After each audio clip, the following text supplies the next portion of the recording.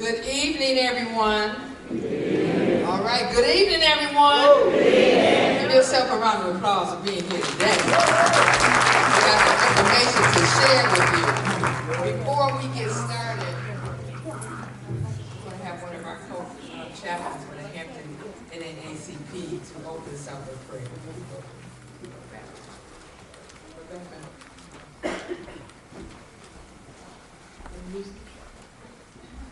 Reverend Kirk Houston. Hello. Good evening, everyone. Let us go to the Lord in prayer. Heavenly Father, we love you. We thank you for this day. We give you praise, glory, and honor for who you are, oh God. In spite of all that may be going on, that may concern us, that may frighten us in some sense, that may worry us, oh God, we know that you are in control.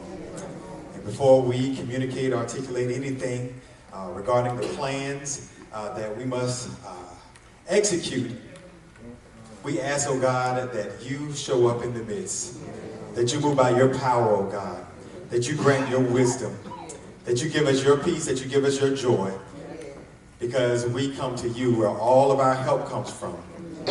You are our strength. You are our very present help in the time of trouble, oh God. And your word reminds us to come unto you, all who are weary and heavy laden, and you will give us rest. You will give us direction.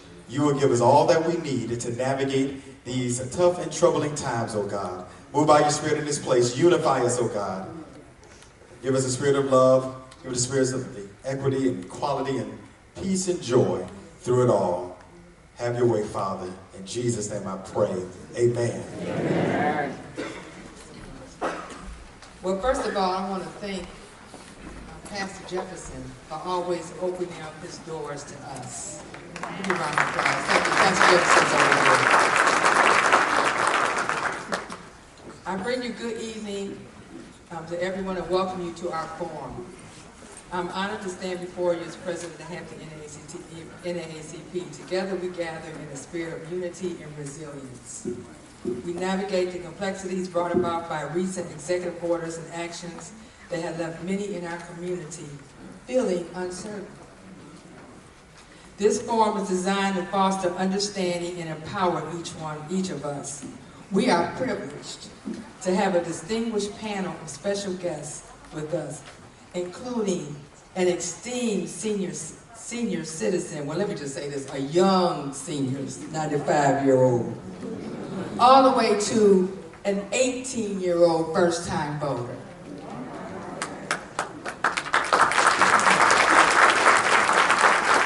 They will share invaluable wisdom drawn from rich life experience that he will be able to provide. But we also have just the panel in the middle is just phenomenal. And you know, this forum is about facts. It's not opinions, it's facts. And the reason why we have this forum, because so many people were calling, asking, you know, what are we going to do? I need information. And they're using social media and Google as their guide. And you know, the NAACP has always come together and bring the community together to bring the facts. Now, let me say this.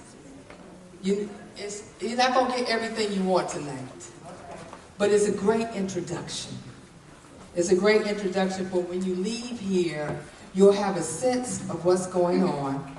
It's about putting unity back in community, because we have to work together doing what we're going through right now. We have to work together and be on one accord with the truth.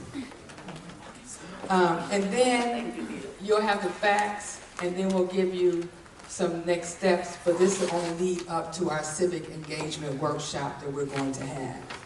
And I'm also the political action chair for the state, and we'll be doing these workshops regionally across the Commonwealth, because it's important that we attend our school board meetings, we attend our council meetings, city council meetings, we attend the electoral board because they are trying to close down our precincts, our planning commission meetings, housing commission meetings.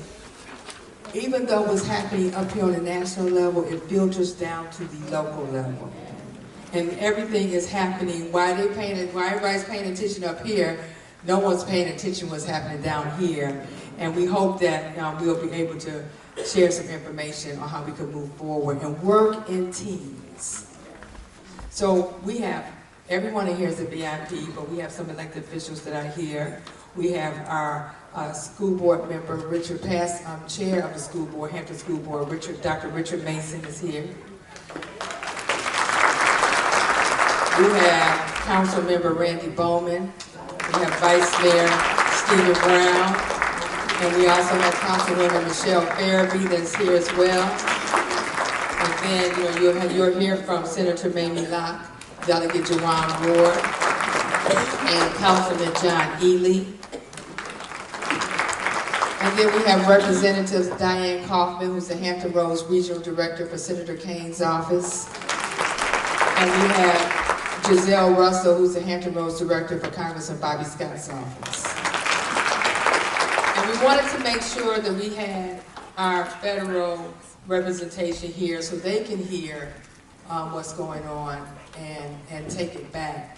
Because we don't just want you to just come here and just not be able to share a story. Now let me just say this. Everybody lean in and listen to this. We're going to have a question and answer. If you want to write it down on a card, you can. We will allow some people to come to the microphone. But please don't give stories. Let's get a question. Let's get a question so we get an answer. Because this is about getting information. We'll have time to share stories when we do our workshop. We'll have much time to do that. But we want to make sure that we have enough time to do it all. So with that, I am going to, turn it over to Don Roberts, who is very renowned. We're the world renowned on everybody knows him. He was an anchor with Wavy TV 10 for a long time, but he's also a world-class publisher and author of many books, and he does a lot in the community as well. So I'm going to turn it over to him, and he will introduce the panel. All right? Good evening. It is good to see you. Curious, how many of you went shopping on Friday? Okay, I see a couple Pinocchios in the audience. How many of you know how long the Montgomery bus boycott lasted? 380 what? 380 plus days. So Friday was training season, a warm-up. Are you in it for the long distance, a marathon? We're going to find out. And hopefully tonight we're going to get some training tips, some nuggets of experience, some knowledge from folks who've been there and done that and are ready to do it again. But they shouldn't have to because of all of these foot soldiers here tonight. You know, so everybody got quiet on that part? Yeah, we've got some work to do. See, I'm not a news reporter right now, so I can say we, as opposed to y'all got some work to do. Film at 11. But welcome. I'm glad we all woke up today. We know some folks did not. I'm glad we were able to get up today. Some folks spent the day in bed. And those folks need us to do what we can because we can get up and we can do. And tonight we're going to find out what we can do. We're going to learn from some folks who have done it and are doing it and need some help to do what they need to do. And they'll have some tips on what you can do because I believe just one person can make a difference. One person can make a difference. Let me call out some names right now. This is where all of us will get into trouble. But forgive me. But first up will be a gentleman who I'm going to introduce, or who, for some of you, needs no introduction. Others will need to read his book. But Mr. William Bill Grace, longtime businessman. He's 95 years old. 95 years old. I won't lie and say 95 years young. He's 95 years old. He's been around. He's done a few things. flu, went all over the world,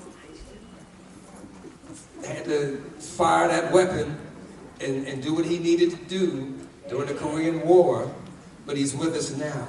Living history. And he's going to tell us about that and then how he took some of those lessons from the military, from dim streets, and just life, and applied them in an effort to be an example, in an effort to make a difference. So we're going to hear from Mr. William Bill Grace in just a moment. State Senator Mamie Locke is with us right now. Please give her a round of applause. She's still able to walk after that General Assembly session. Able to walk, to talk, took the Band-Aids off, elbow pads, but she's with us tonight. State Senator Mamie Locke. Always ready to share some knowledge and some history. Delegate Gian Ward from the 87th District joins us this evening, and she's got a story to tell.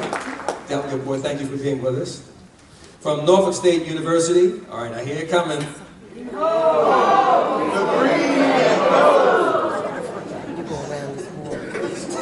Dr. Eric Clavel, is it Clavel? Was it Clavel?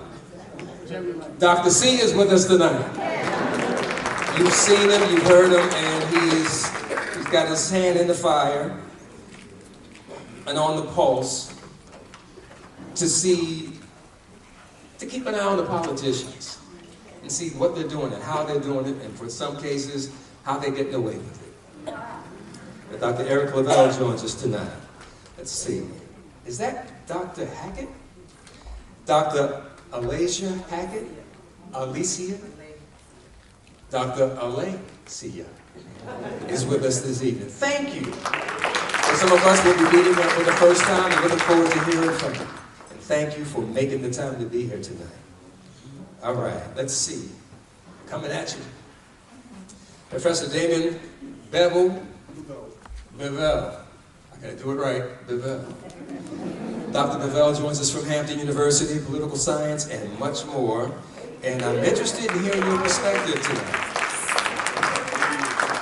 From the American Federation of Government Employees, we have a special guest tonight. And don't tell me, I'm not going to read your card because I got your name right here. Ms. Stacy Shorter. Thank you for joining us, Ms. Stacy Shorter. She's the Vice President of the AFGE Union, and she looks relatively calm. But a lot of your colleagues are real nervous right about now. Reading emails and holding your hand back from pushing that send button on the response that you wanted to send, but realizing that these are frightening times. But you know that there's power in numbers. And thank you for joining us. All right. So I've got my bios and my names written down on 13 different pages, but from Newport News City Council, John Ely, Councilman John Ely. Thank you for joining us. A lot of us know you from the trenches, and you're here in the meeting tonight to share some of what works in the trenches. Thank you, sir. We have a creative with us this evening, and I'm interested in hearing what you have to say. Let's see, give me just a second. Miss Keena Carson. Miss Keena Carson is with Creatives for Virginia. Thank you for joining us. And this man comes to us from, after sitting in the Hampton Roads Bridge Tunnel for about 45 minutes. Or was it a shorter ride than that? From longer. That's called commitment. That's called commitment. He's from Bayside High School, a senior at Bayside High School. Ladies and gentlemen, yes, our young people are involved. Yes, he's sticking his neck out. And he's ready to learn some lessons, too, on how you are doing it and what he needs to do. This is Mr. Bryce Dildy. Thanks for joining us, Bryce. Okay. So I got a couple of questions we're going to start with, but I think we need to start with Brother Grace because of the knowledge and the history and the experience that he brings to us. He was, among other things, among a crew of 4 that flew old rickety bomber planes, and he was on the gun. He was on the gun trying to keep those guys alive and keep those whatevers from hitting his aircraft while they carried out their mission. And he's going to share a few stories with us. And at 95 years old, you know he's seen a thing or two. Ladies and gentlemen, Mr. William Bill Grace.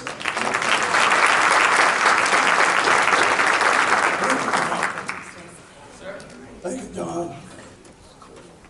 All times for me to lose my voice.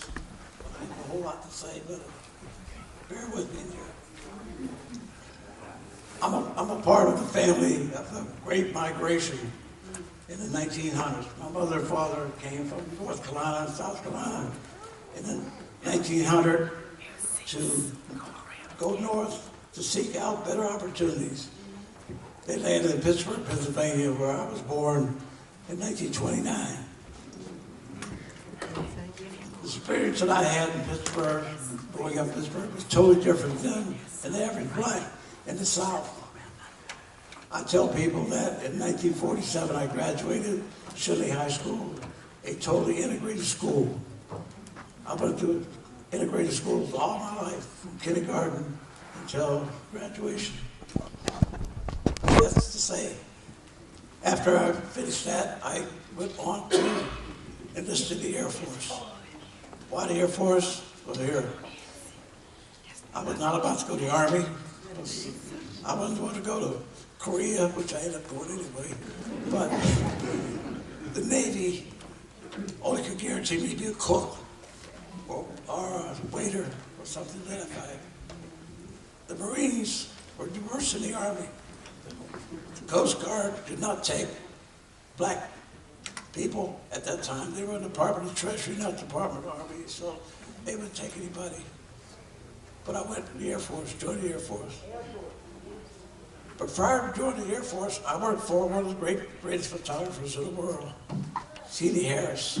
I have a book here that he published of his works. Well, I was going to the Air Force. I went to gunnery school on B-26 as a gunner. After 55 combat missions, 18 months, returned to this country in California, got on a bus, go to Pittsburgh, Pennsylvania, my home, stopped in St. Louis, Missouri to eat, and was told I had to go to the back door to get food. I went to the back door, I got a bowl of soup, looks like dishwater. They had more dish in it. I didn't eat it. Came around the front, sat on a bench in front, waiting for the bus to go. And at that time, I was accosted by 2 MPs, military police. Asked me where I was going. I said, I'm going home for leave. And he said, what are you doing with those wings on? I had my gunner wings. He says, we got to check you out. I missed a bus. I spent a night in jail in St. Louis, Missouri, after leaving Korea, flying 55 combat missions. The next day, they had called back to Camp Stoneman in California and certified that I had the Air Medal and the Distinguished Flying Cross. And I was a gunner, and I was authorized to wear the wings, which I still have today. Well, there's a few momentous. So I went on home. When I got home, I told my dad about my problem. And he says, he had one word of advice for me. He said, don't get mad, son, get even. And he didn't mean go out and kill nobody, get even. He says, get even by outperforming every goddamn body you know. Pardon me, that stuck with me. And the rest of my life, I tried to do and outperform everybody around me. I started my business the same way with that same attitude. Be better than anybody else and use them like they used us. So,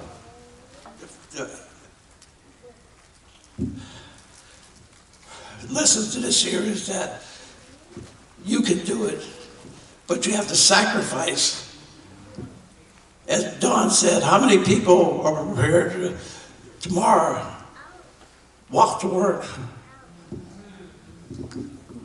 because they were not able to get on public transportation, have to sit in the back of the bus? I doubt very few. I'm going to tell the fact it is. We've been acclimated. We had it too good. You're not like Bill Grace, who had to come from California to Pennsylvania, 3,000 miles on a 2-lane highway, Route 66, no interstates, and end up having to sleep in a car at night with 3 kids and a wife. Go to the grocery store in the morning, get a loaf of bread, and a pound of bologna and some mayonnaise. Make sandwich because you couldn't go in a place to eat. Today, you think that's about when you go into, you get hungry, you see the first place you go in. You get sleepy, you check the local hotels. But that was not an option. I had to pull in a gas station at night and sat while I took a rest from driving nonstop. 4 days of driving across country. At the same time, I served this country. I went on service for 23 years. I retired in 1972. That's only 52 years ago. The day I got out of service, I started my business. Luckily, timing was right. The government had set a program to set aside for minorities to give contracts. I took advantage of it. And from that day on, I grew a company that was multi-million dollars and 400 employees, one of the largest in the state of Virginia. I utilized what my dad said, don't get mad, get even.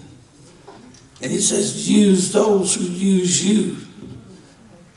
They have the information, you get it from them, you use it.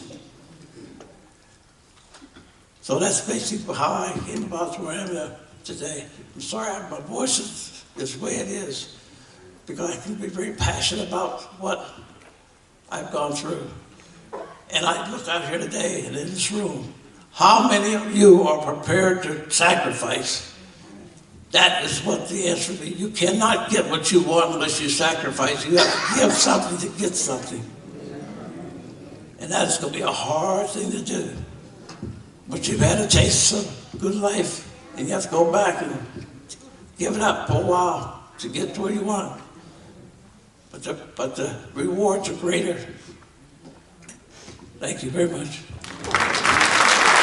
Mr. William Bill Grace, one question for you. You've employed dozens, maybe hundreds of people in your business career, and you've served on numerous boards and worked with folks, all walks of life. What's 1 or 2 things you recommend folks to do if they want to have some impact on the decisions that are being made, that are coming down from Washington, to say whatever they want to say? I hear some folks saying, no, stop, that's enough, no more. Get involved. That's the thing, get involved. Whatever in your community, whatever you do, get involved. Be a part of the solution. Get involved. And that's where you can do it. Sitting home on your, doing nothing will not do nothing for you. You got to get involved. And that takes sacrifice. But the rewards are great. I love all the sacrifice I've done in the day. I wake up every day. I have no worries. I owe nobody nothing. I have everything I want in life. You couldn't ask for better, but I had to make sacrifices to do that. And we are prepared to sacrifice. You know, we're in a different time, I tell you. Everybody's got this mechanical cell phone here. This is what controls us today. We don't sit down as a family and talk. Every night I sat with my wife, we had dinner together at a table. and we talk. That's what you need to do in your family. You need to talk. When I was coming as a kid, we sat at the table at dinner time, and after the adults said what they did for the day, we had opportunity to say what we did today. We talk. Talk to your community. Talk to your people. You know, it is going to be rough. You really don't know how rough it's going to get because, I don't know. Mr. Grace, thank you very much. A nice round of applause, please. Next, a longtime servant in the city of Hampton, and actually the state of Virginia. I remember Hampton City Council, Vice Mayor, Mayor. Yeah. Former mayor of the city of Hampton, first black woman to be mayor of the city of Hampton. Moved on to the General Assembly in Richmond as a delegate and then as a state senator. You skipped the House of Delegates. Say, look, ladies and gentlemen, State Senator Mamie Locke.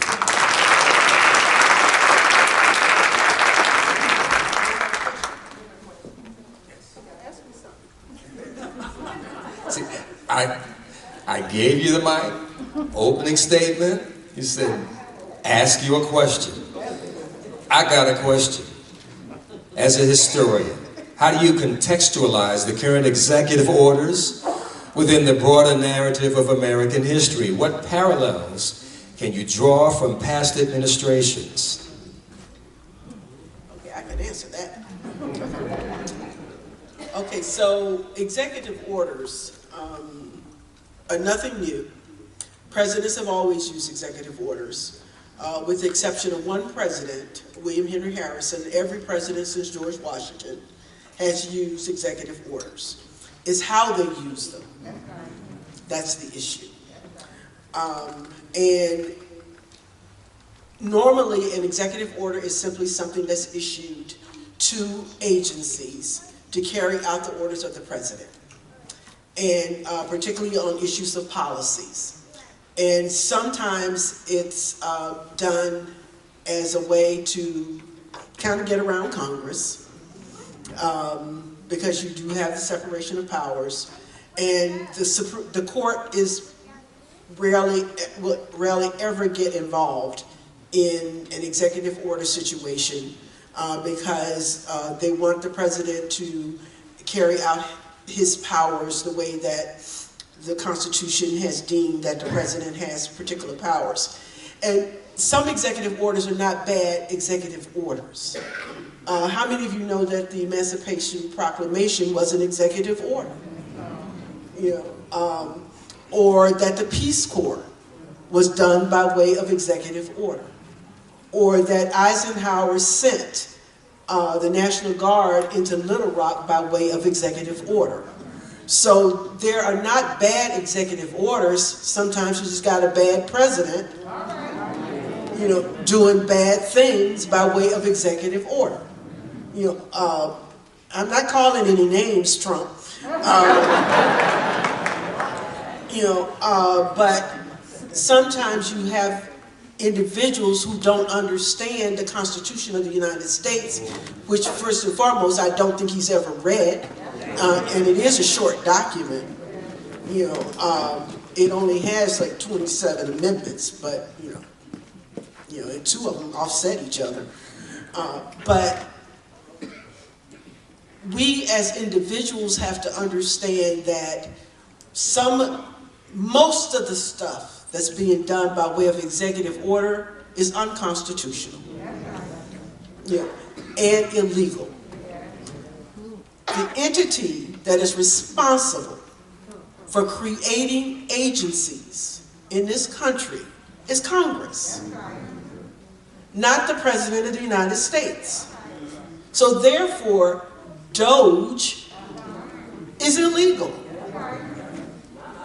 So, you know, presidents cannot create agencies to carry out functions of government. You know, only Congress can do that. You know, so you have this entity that's going around issuing orders, firing people, that cannot do that. But no one is holding him accountable for these illegal acts. And they are illegal. Because you got the little Trumpettes, in Congress who are simply rubber stamping everything that's being done. So I'll tell you later what it is that you can do. Or I can tell you now. Go ahead. We have this thing every 2 years, it's called midterms. In the midterm elections, you can render him useless and voiceless by ensuring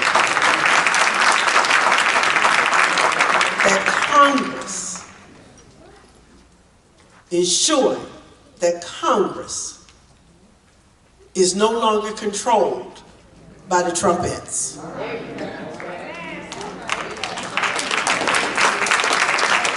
Because what we have here is, I kind of get mad.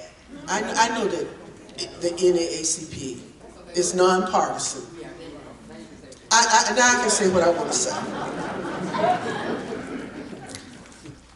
Project 2025 did not come about 3 or 4 years ago. This is a 30-year plan. This has been a 30-year plan that started with Barry Goldwater and the Southern Strategy. So they've been on a 30-year mission to do what they've been doing, to control the federal courts, to ensure that they got to what they're doing right this very moment with all of these crazy executive orders. So this did not start 4 or 5 years ago. This has been a 30-year plan, and I get very upset with the party in which I'm a member because we react rather than plan. They've been on a mission, and we don't work that way. We react to their mission, and we don't message very well. To let folks know, we were out there talking about Project 2025, but all we were saying was Project 2025. Did we tell people that they were going to dismantle the Department of Education and completely get rid of EPA? And get rid of the Department of Justice and have it under the umbrella of the President of the United States? The Attorney General does not work for the President of the United States. He's not the President's lawyer. So, I'm done fussing. I'm going to come back and fuss some more. But you asked me about executive orders. But they can be used as a method of good, as I've mentioned. But right now, that's not what they're being used for. They're being used to carry out the plan. And so that, because you can't use Congress to do that. And you certainly cannot use the courts to validate what you're doing. So the executive orders are being used for the purpose, of dictating what folks can do. Now, I can tell you in the Commonwealth of Virginia, one of the things that we have said is executive orders, do not have the power to dictate what we do here in the Commonwealth of Virginia. Trump Jr., Trumpkin.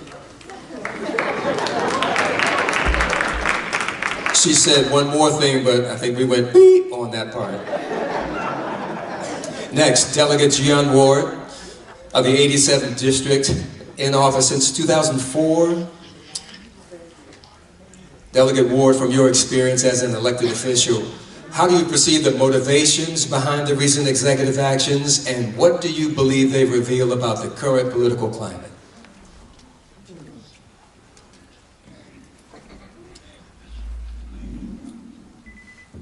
Thank you, and thank you so much again for that question. And just for everyone out here looking at me, when you say Gian, my correct pronunciation is Juwan. So I just want to, because everybody else corrected out correct. Okay, now, you ask the question, what do I think about it? Well, some of these actions just highlight this deep ideological divide in our country, with executive orders often becoming battlegrounds for competing visions of government, whether voting rights, economic policies, or social justice. I say all that to say this. I think that he's doing these executive orders perhaps because he just doesn't understand, or perhaps he just doesn't care. You know, think about it. You think about all these years, people have worked their lives and they have just gotten to a point where they're somewhat comfortable. And then they find out that they're going to lose their job. And that's difficult. People don't understand. I know he doesn't understand, or he does not care. He nor Elon Musk even care about people who work month to month or week to week. They don't understand that. They don't understand people who don't have a large savings. They don't understand people that don't have some type of inheritance that they can fall back on whenever. And so this is one of the reasons why I believe that they're doing this type of thing. But those of us who understand, we need to stick together. Yes. We have to understand what he is doing. And mostly what he is doing is political posturing. He wants to look like a big, bad, strong man. And he thinks he can do that by beating down all of the working class people. They feel like they don't have any voice, but we do. We do have a voice. We have got to speak up. We can't just let this happen. I was thinking about it this weekend because I signed honor roll letters all weekend long. It's what I've been doing for some 20 years. And I thought back, because the children who were seniors when I first was elected, they're about 38 years old. They have families, they have mortgages, they did everything right. They were honor students. They did everything. They went to college or they went to the military, they found good jobs, everything else. And they're right at this place in life where they kind of have it all together. And then you find out it's all over. Just in one president, and it's all over. And that's not right. That's not the thing. And I think it's something that we have to do, but I want all of you to know that you are not alone. We are doing the best we can in the Virginia General Assembly to keep as much as that damage from coming here to Virginia. All right. We are ready. I don't know how many of you know the last day of session, the Speaker of the House pulled together a whole committee. Let me look at the name of it. It's the Emergency Committee on the impacts of federal workforce and funding reductions. So we now, each one of us in the House, and I'm sure the Senate also, and if you get my newsletter, the information will be there. You can share it with whomever you like to share it with. If you have lost your job because of these reductions, there is a fast-track hiring assistance program that we will have. If you come to see us, members of the General Assembly, we will help you get on a fast track to get another job. And then also, we also have a fast track to help you with the Virginia Employment Commission, and we can also help you with health resources and help you connect in case you need Medicaid. So we are doing everything that we can to help you, and the main thing, you are not alone. You are not alone. If you need help, you can call us. Senator Locke and I'm on the 3rd floor. She's on the 8th floor. So come see us. If I can't take care of it on the 3rd, I'll send you up to the 8th floor. So please don't sit alone and be concerned and think that nobody cares and no one's listening to you. We are listening to you, and we are here to help you. Delegate Ward, Jawan Ward, thank you. You are not alone. Come see about me. And any old heads in the house? I'm sorry if I use that old word, forgive me. Thank you very much, delegate.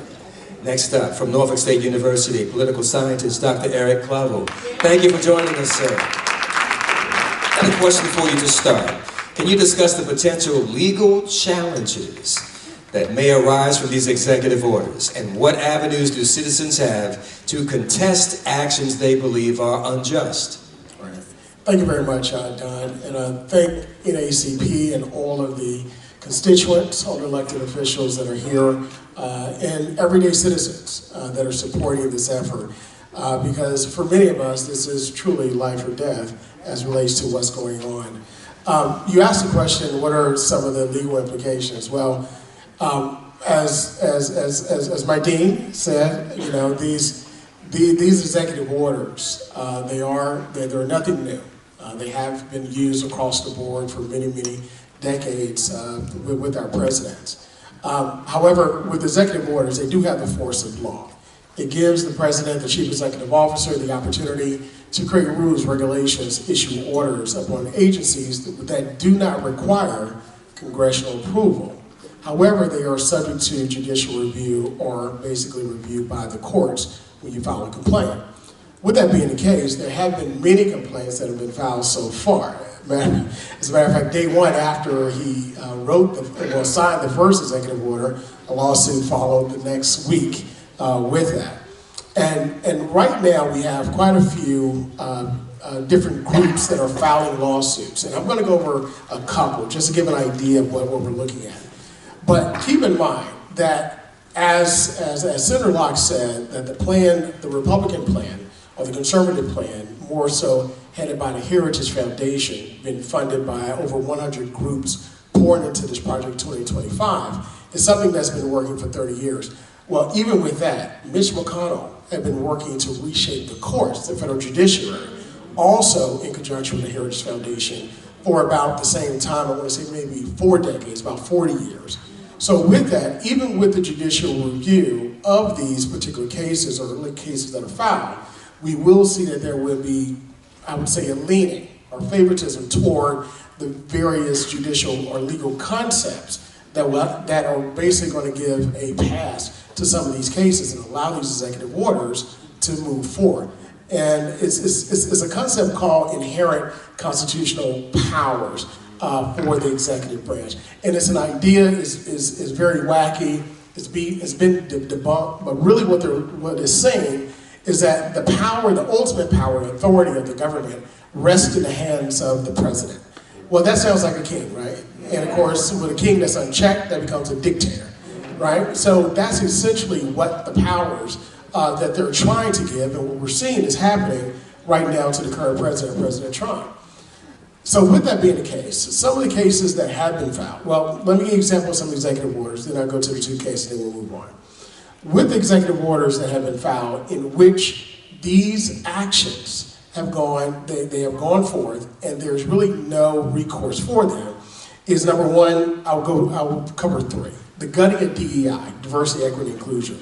There were 5 of Trump's executive orders that were aimed at undoing the progress and of the diversity, equity, and inclusion measures within government. Of course, we know we had the first, the Commonwealth of Virginia had the first diversity officer on the executive level here in the Commonwealth. That particular diversity officer then went to the White House under President Biden, became the first national diversity officer in the executive house. Well, of course, there's no more, as we know now under Trump. And with that, the OMB sent the memo, and they put all those individuals on paid administrative leave. They took down all of the information from all the agencies. They eliminated and scrubbed all of the social media for diversity, equity, inclusion, and it exists no more under this administration. That executive order, those measures have gone out, and there's no recourse from that. Immigration. Trump also issued sweeping immigration orders directing the Department of Homeland Security to deport undocumented citizens. Even if immigrants, even if they are on or working toward their papers, they're still going to be, or still on the list, or in danger of being deported. Now, this is something that he promised he wouldn't do on the campaign trail, right? But when someone when someone speaks and what they do is live when they speak, so you got to believe, you can't believe what they say, but believe exactly what they do. So those individuals are now in danger of being deported. And they have deported, put them on flights, quite a few of them, to various countries already. The other part of that relates to communities. They reduce the resources to what's called sanctuary cities as well. So funding is now being taken away from those various cities that are considered sanctuary cities, again, through executive order. And then lastly, the last executive order I will take a look at is the hiring freeze. So the federal hiring, he halted all hiring of federal civil employees. Now, of course, with this is a major impact on the EPA, the DOJ, and of course it's tax season, the IRS. So with that, you find that now these actions, by the stroke of a pen, immediately go into force and it impacts people's lives immediately. So what are some of those things that impacted individuals' lives? First, we look at the case of Dillinger versus Bassett. Dillinger versus Bassett is where Hampton Dillinger, ironically, Hampton, right? He was the head of the government watchdog office, it's called the Office of Special Counsel. Trump fired him, right? He filed a complaint, right, against his firing. After he filed a complaint against his firing, the court ruled both on both appellate levels that Trump could not fire him while this is being challenged. Trump went to the Supreme Court twice, saying, hey, I want to fire this guy, get him out of here. He said, you can't do it. You got to wait until it goes through the process. So that's one case where an individual filed the complaint, and that complaint halted the ultimate objective of the order, which was to fire him. So, however, there is a temporary restraining order against that, and that's set to expire soon, but not until the courts act themselves. Another case is the National Treasury Unit versus Boyd. Now, Boyd is, you'll hear this name a lot, Boyd is the head of the OPM, is it OPM? Office of Personnel Management, yeah, OPM. Sometimes I get an OPM, but Office of Personnel Management. What this guy has done, basically, is he's the one that's orchestrating. Remember that name, Boyd. He's the one that's orchestrating all of these executive orders and all the plan of Project 2025. He's one of the major players of this. Now, keep in mind, this is such a bold act because it's in plain sight. You can go to the website, Project 2025, and I urge everyone to go to your cell phones, go to your smartphones, put in Project 2025. You'll see it right there. You can download it. It's a little bit under 900 pages. We've done forums like these over it before the election. People believe that it wouldn't happen. It's happening right now. But in that case, the National Treasury Employees versus Voight, days after the Trump administration terminated hundreds of employees from the Consumer Financial Protection Bureau, he ordered the rest to stop working. And right now there's a temporary halt on that. But keep in mind that the Consumer Financial Protection Bureau is to protect us, the consumers. But you have an administration who has individuals in their administration ranks that want to subvert those rules. Now, I call them guardrails, I call them protectionisms, they call them regulations or holding back, quote unquote, business, what business does best. But business unchecked, what they do best is act badly. And when they act badly, it ends up impacting us, the everyday citizens. And then lastly, so that's the case that's on hold. But lastly, I want to talk about this, and then we'll move on down. The American Federation of Government Employees versus Trump. Now, this particular group this is the group that filed the action against the dismantling of USAID, USAID. USAID is basically an agency that provides funding grants across the world to all countries for the most part, for various things, right? Good things to help build goodwill and so forth. It's what we call soft power in diplomacy. You know, if I give you $1 million to help do X, Y, Z, when I give you a call to ask you another favor, in the words of the Godfather, when I call you, you do me a favor, right? So you'll do me a favor, I don't have to use a gun, I don't have to threaten death to life, none of that, because I gave you $1 million grant to do good. That soft power is now eroded, not only through the executive order, but also through the even taking away the name off the building, right? With that case was actually challenged in the courts. However, with that case being challenged in the courts, I think it was Judge Nichols, yeah, Carl Nichols, and remember that name, Carl Nichols, a federal judge out of the District of Columbia. He actually basically, had issued a restraining order, pausing the plans. However, that preliminary injunction has been dissolved, and those 2,200 employees are now permanently unemployed, and the 500 that were overseas have been ordered to come back to the States within 30 days, I think it was 30 days, to come back to the States. And those offices, those agencies in those countries, those very important areas, those very important points, sometimes the only United States or U.S. Entity that those individuals would ever see is gone forever. Well, as of right now. And the implications of what could take place. A lot of those grants help to fund health initiatives for even HIV and AIDS education and prevention in those countries. Also, it helped to prevent contagious diseases and things of that nature, education about those things, and many, many other things. What ends up happening now, that can start to proliferate, those diseases, the lack of education over there, and then we have a bigger problem than we should have had before. So some of the other actions that have been filed by the American Federation of Teachers versus the Department of Education. Also, you've had American Association of Medical Colleges filing against the National Institutes of Health because of the stopping of grants and so forth. And you had many, many other groups that are filed against actions against these executive orders that are impacting their agencies for grants and research and the like. At the end of the day, what can you do as citizens? Number one, you have to, now I will say this, and this is a clarion call. It's a wake-up call to everyone. I was talking with Bobby Scott, we were together yesterday, and he said, hey, get ready for a bumpy ride. It's going to be a bumpy ride until the midterm elections. That's really where the people can speak at the midterms. Until that time, what you can do to stay engaged, you can support these groups that are filing lawsuits.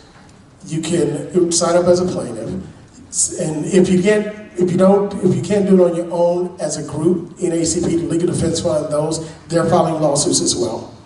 Secondly, you can also stay engaged by calling your representative offices, your Senate office, and not just yours, but also in the Commonwealth that are on the other side of the aisle, the Republicans and the like, because these impact their districts too, their people as well. You know, encourage them and urge them not to vote for these individuals, to confirm them, not to vote for certain things, that you don't support the Trump administration. Flood their offices with phone calls. Go to these representatives' offices, not the Democrats so much, but the other side, you know, that are supporting these efforts. But go there and flood their offices together as a group. I just got breaking news that Linda McMahon, the wrestling executive, was just confirmed by the Senate to be the Secretary of Education, which they vowed to dismantle the Department of Education, mind you. And that's just a history point. Keep in mind, that's nothing new under the sun. It was created under Jimmy Carter, President Carter. And on his campaign trail, Ronald Reagan vowed to shut down the Department of Education 1 year after it was created. So this has been a conservative effort across the board for years. It's nothing new, as the senator stated, my senator stated, it's nothing new under the sun. They just now have the perfect mix to effectuate it all. And they're moving 100 miles an hour without ceasing, because they know they only have a set time, really 180 days to get it done as much as they can. Because the implications after 180 days in politics, six months, start to become more crucial, because now the people start to feel the effects. So.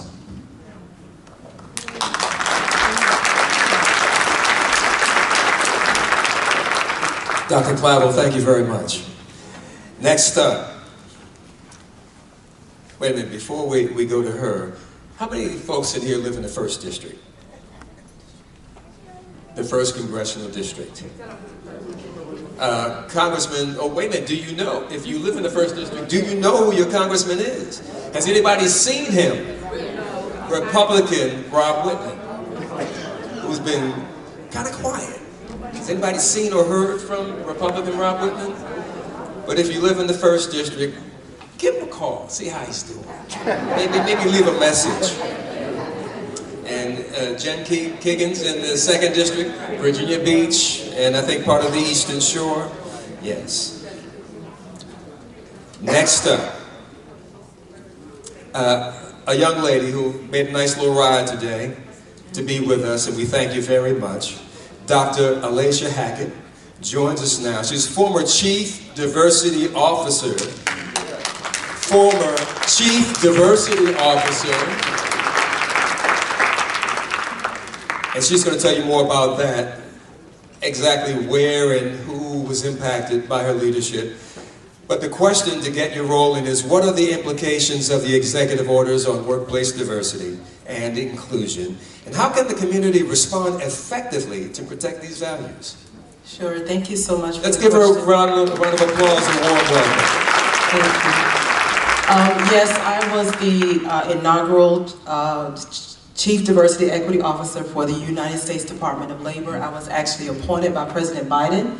I was not fired by the current president. I resigned as of January 20th. So no, I did not get caught up in this situation. But prior to that, he mentioned the very first of its kind, the diversity officer for the Commonwealth of Virginia, Dr. Janice Underwood, who actually paved the way. And I had the pleasure of serving as her deputy under Governor Northam. So I thank you all for being here. Just wanted to just kind of level set with you all and make you understand, or help you understand, that diversity, equity, inclusion, the way that it is being talked about here in the media, has it as if it equals black communities and black employees, right?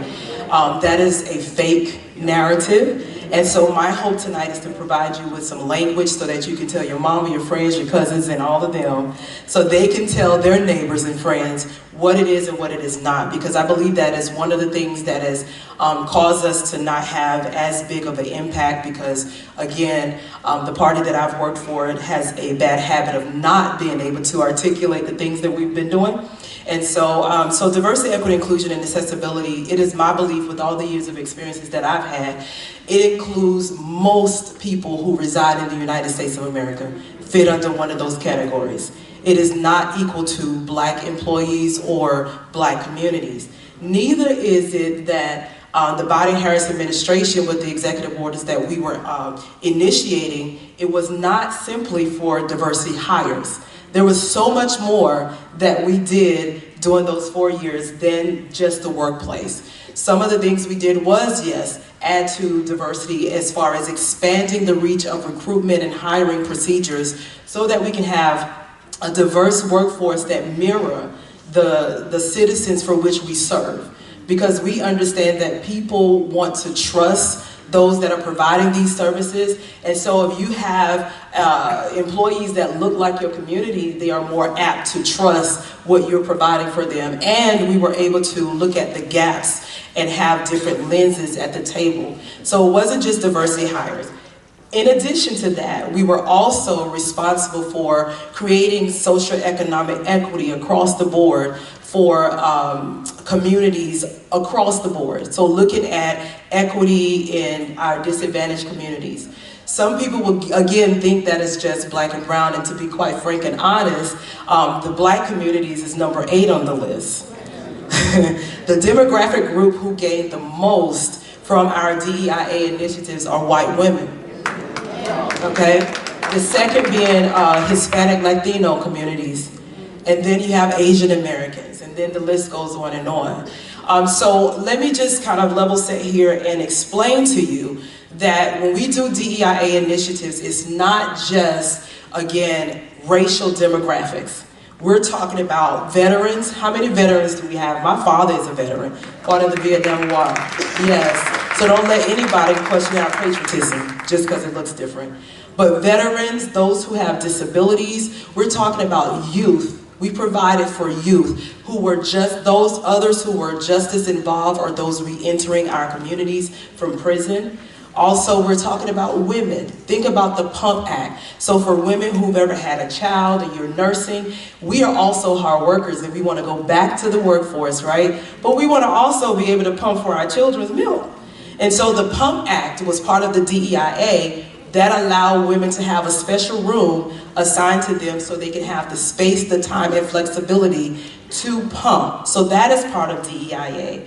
In addition, some of the other things that we worked on, specifically at the U.S. Department of Labor, looked at wage theft. A lot of people do not understand wage theft. And what that means is when you think about your pay, if you have an hourly pay and you are employed by an employer who requires a uniform, I remember working at a fast food restaurant in college. I look older than I am, about 27 years ago.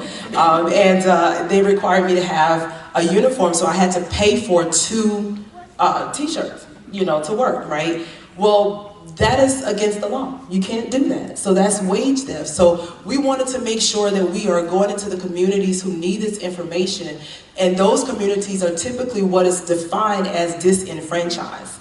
Those are the underrepresented, under-resourced communities, those marginalized communities who do not get the information, who are not being notified of their rights. And so we're going into these communities and ensuring that we're providing the information to everyone so they can know their rights, especially in the Southeast region, because we have preemptive laws in the South. For instance, there is the southern states that typically have a minimum. They don't allow you to change the minimum wage. And so we want to make sure that our employees understand their rights. Other things that we provided as well, like for instance in the Department of Labor, is ensuring that we created good paying jobs. We had the Good Jobs Initiative, and what that entailed was apprenticeship and pre-apprenticeship programs. There are a lot of people who go to university and colleges to get the 4-year degrees, but then there are also folks who cannot go full-time, and just take off from work, right? And so these pre-apprenticeship, registered apprenticeship programs allow for individuals to gain skills, work, and be paid at the same time, and then be certified and come out with the good paying jobs. The DEIA initiatives expanded that to the communities that needed them the most. I would also like to say everything we did in the Biden-Harris administration was data-driven. We had to have evidence because there was pushback when we were inside too. Like if we tried to do something, general counsel came, can we do this? Is there a possibility for any kind of lawsuits? And the thing about it is we had to have data to support everything we did. So any barriers that we addressed, we had proof to say why we needed to be in a certain community, why we needed to be in a certain area. And here's what I say because I was in the Department of Labor: follow unemployment.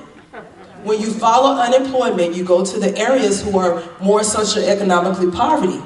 And therefore, you have to provide those programs in those areas, marginalized communities, so they can know about the programs, the initiatives that we are striving to make our citizens become more they want to work, right? So you provide them with the opportunities.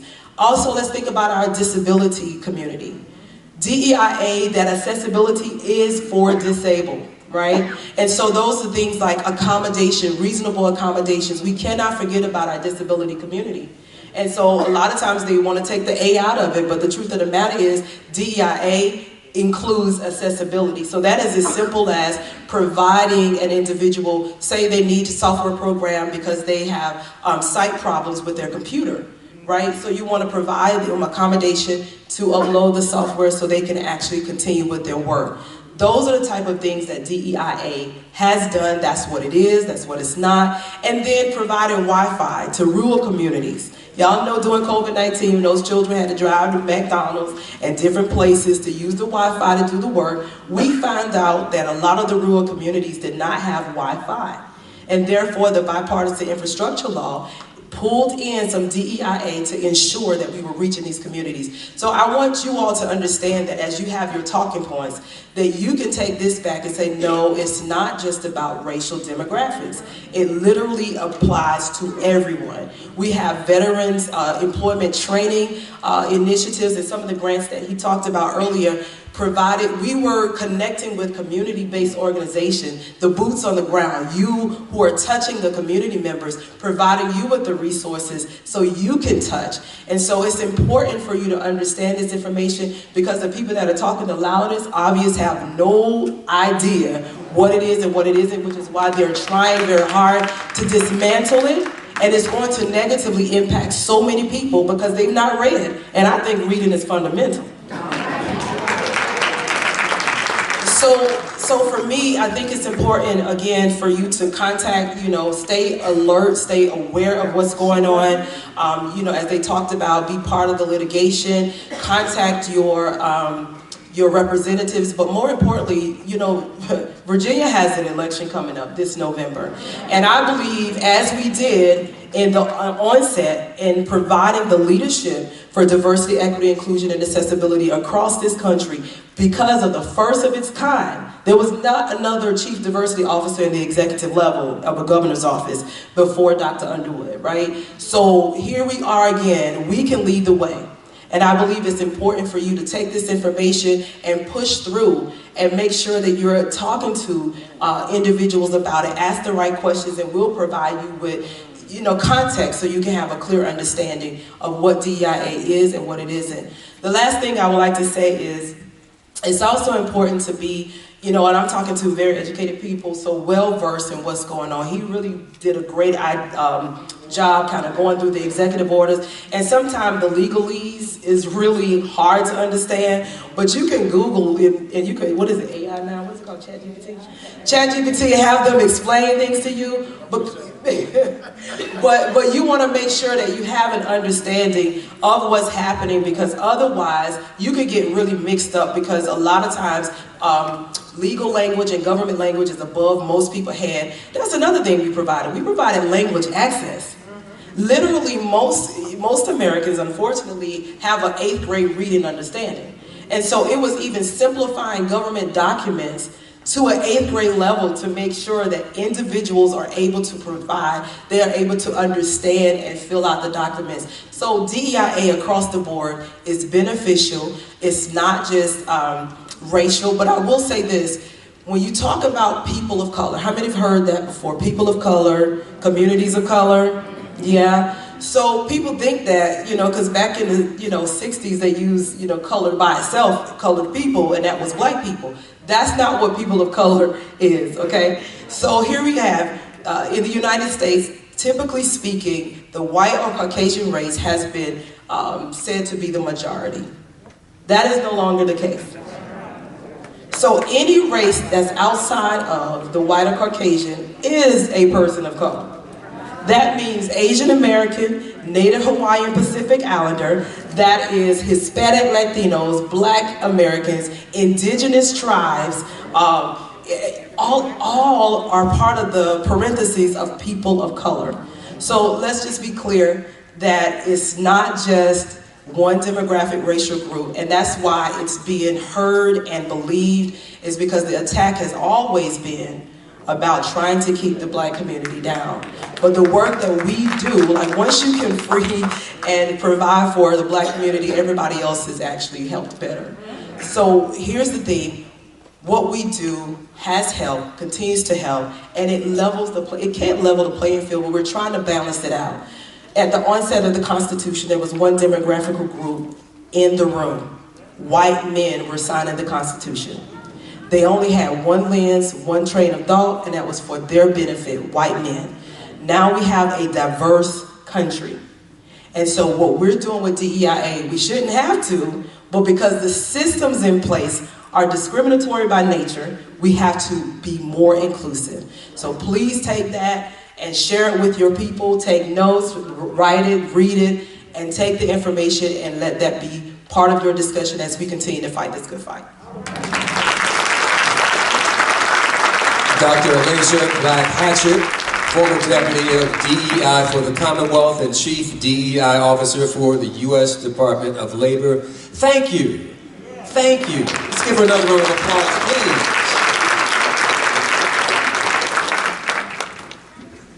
Before we get to our next speaker, could everybody just stand up for a minute? Some of you have been sitting since 6:15. Some of you walked in at 6:31. That's okay. That's all right. But thank you for being here. Just stretch your legs a little bit. Stretch your legs a little bit. There you go. Breathe. Oh, not too hard, but breathe. Yeah. If you want to, just put your hand up in the air for a minute. Just put your hand up in the air. There you go. Stretch. All right. Just wave that hand in the air. Wave it like you just don't care. If you're ready for some more info, somebody say, oh yeah. All right. Have a seat. Thank you very much. All right. Next up. From Hampton University, Dr. Damien Bevell joins us now. And Dr. Bevell, thank you very much. Some of us are meeting you for the first time, and we're looking forward to hearing what you have to say. I know you've been watching, you've been studying carefully, and I've got a question for you.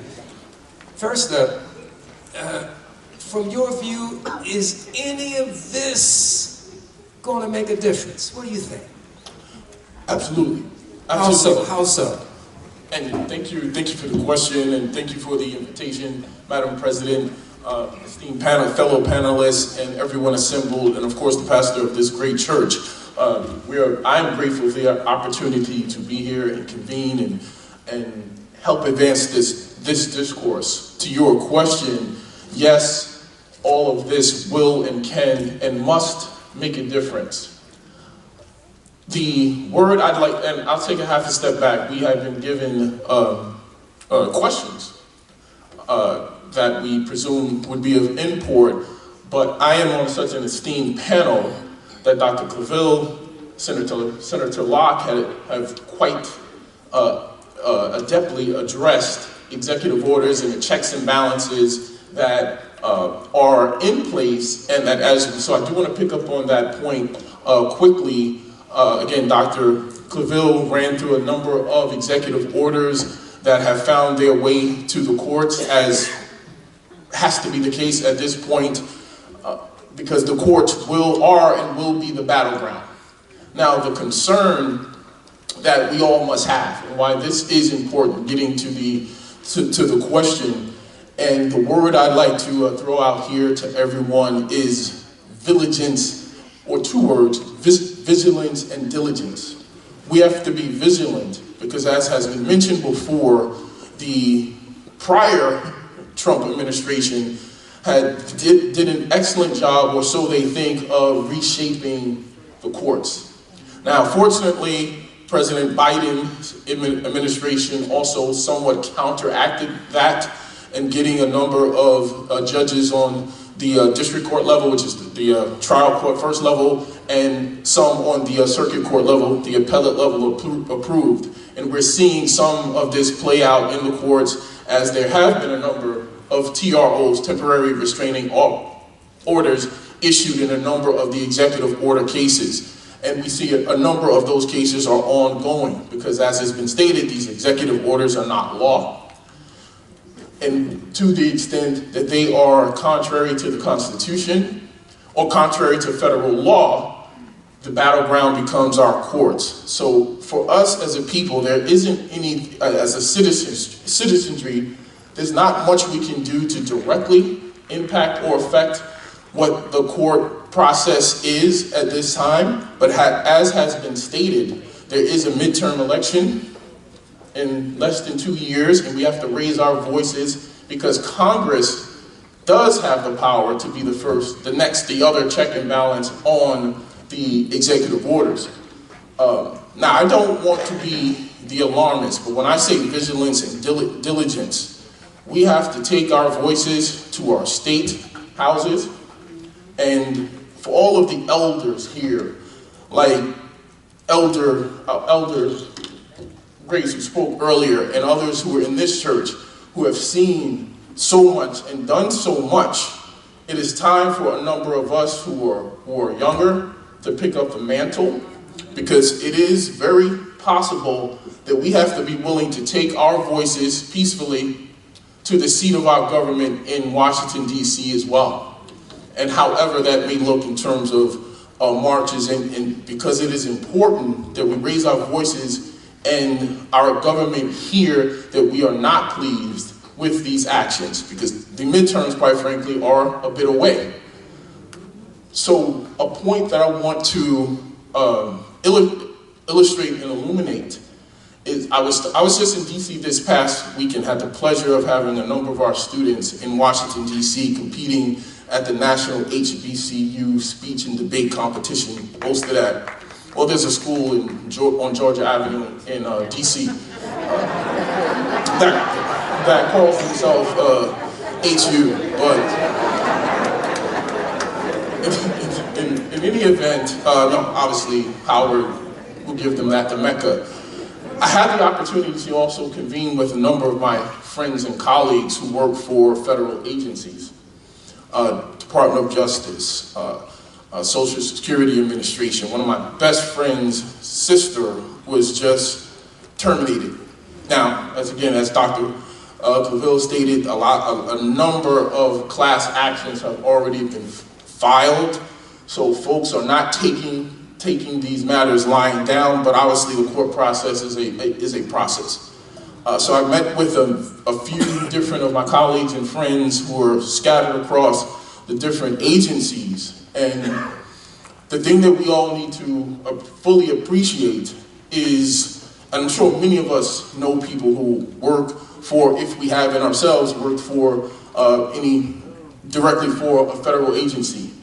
The point that we need to understand with the attack on so many agencies and the funding that comes through some of these agencies, the reality is, setting aside, not lacking importance, but setting aside the people who work for the federal agencies directly, the reality is the federal government indirectly facilitates the largest employment program in the country by way of all of the institutions and individuals who ultimately earn a living indirectly through the resources, through the funding that flows from the federal government to institutions.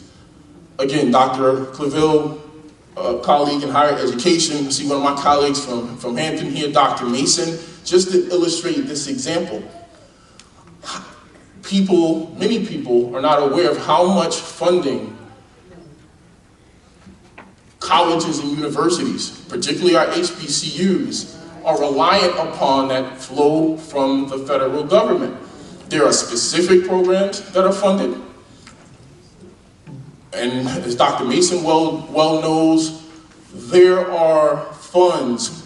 The way federal government contracts work, the big funders such as NIH, National Health Institute, National Science Foundation, NSF, the way these government contracts work is, say I were to get a grant for, say, $1 million, use an easy number. The contracts are structured such that 50% of those funds are what are called what are called indirect costs. So multiply those numbers out. So 50% of the funds go to the institution, higher education, to fund or support many different aspects of the institution other than the specific research project or whether that grant was received for. So these institutions, if they lose this money, they are in a position, how do you make up for that shortfall? Because so much of the funding, again, goes to things other than the very specific thing. So that is just one example. Already, I was speaking to people, and already the real estate, the housing market in the DC area is already beginning to feel the negative pressure based on folks either already have, at least at this time, lost their employment or the specter of it happening. So there are so many rippling impacts and effects across the landscape. Now, again, I'll pull back from being a bit of an alarmist because this administration is attempting to do so much so fast. And obviously they are taking a hatchet approach as opposed to a scalpel. Ultimately, there's no good in this, but ultimately their own recklessness may be a tool that ends up being something we can leverage. Because just recently, it's not funny but it is illuminating on Twitter, or what do they call it now? X. X. I'm dating myself here. An individual who, it's come out that the individual is a white individual who's a Trump supporter. A few days into all of this, the person said, yes, I'm glad it's happening, talking about all that was being said was going to happen in terms of everything that's happening through this DOG enterprise. So she tweets, oh, I'm glad it's happening. We have to cut the fat and something to that effect. A few days later, same person tweets because their daughter lost her job. So now she's tweeting to the president and whomever else, how could this happen? My daughter was such a great worker, and so forth and so on. So, and then there's another Trump supporter wrote a long, open letter to the president. So what I'm hearing, as I try to keep my ear to the street in other realms, there are town halls going on, and I'm speaking of in Trump-supported districts, congressional districts, and in Trump or Republican or conservative nations, because they're somehow surprised that these things are affecting them. So, as Americans, as a citizenry, we have an opportunity to raise our voices, lift our voices, and let them be heard on a state level, because on a state level, people who are either in office or vying for office have to know what the people's needs are, what our positions are, and that has to dictate, they have to know that that is going to dictate whether they get to keep their job or whether they get to get the job that they are vying for. So, a couple of other quick points I wanted to emphasize in terms of vigilance and diligence is, and again, Dr. Claville touched upon this earlier, there is this theory called the unitary executive that some hold in, legal realms that basically says it's a theory, it's not a law, it's not, anything established, but believing that the president has ultimate control over the executive branch, that basically anything the president says should go. And this is part of what is being, or is underpinning and undergirding all that is attempted to be implemented. So we should be vigilant about that as well, and be prepared to address that in our conversations and otherwise. I'd love to pick up on a point that was just made by Dr. Hackett about DEI.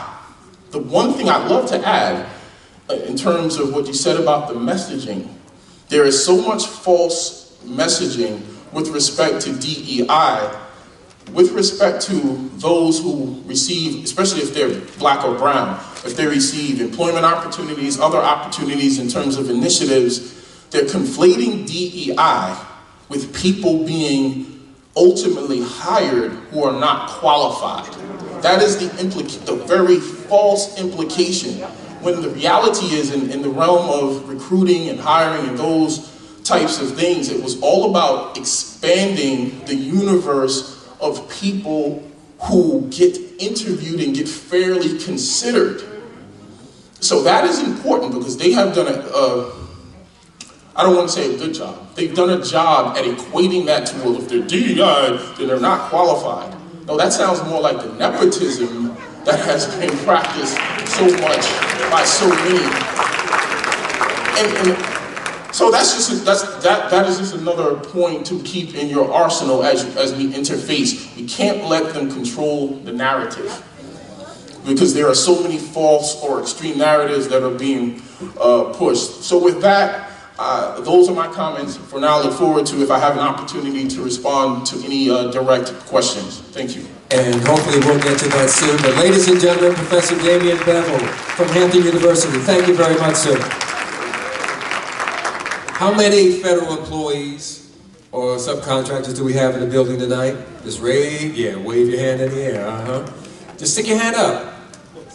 And somebody we know is directly affected. Somebody we know is directly affected.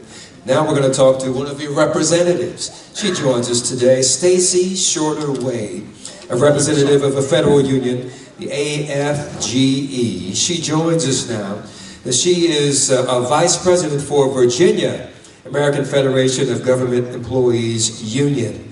Ms. Shorter, thank you for joining us. Thanks for having me. Got a question for you.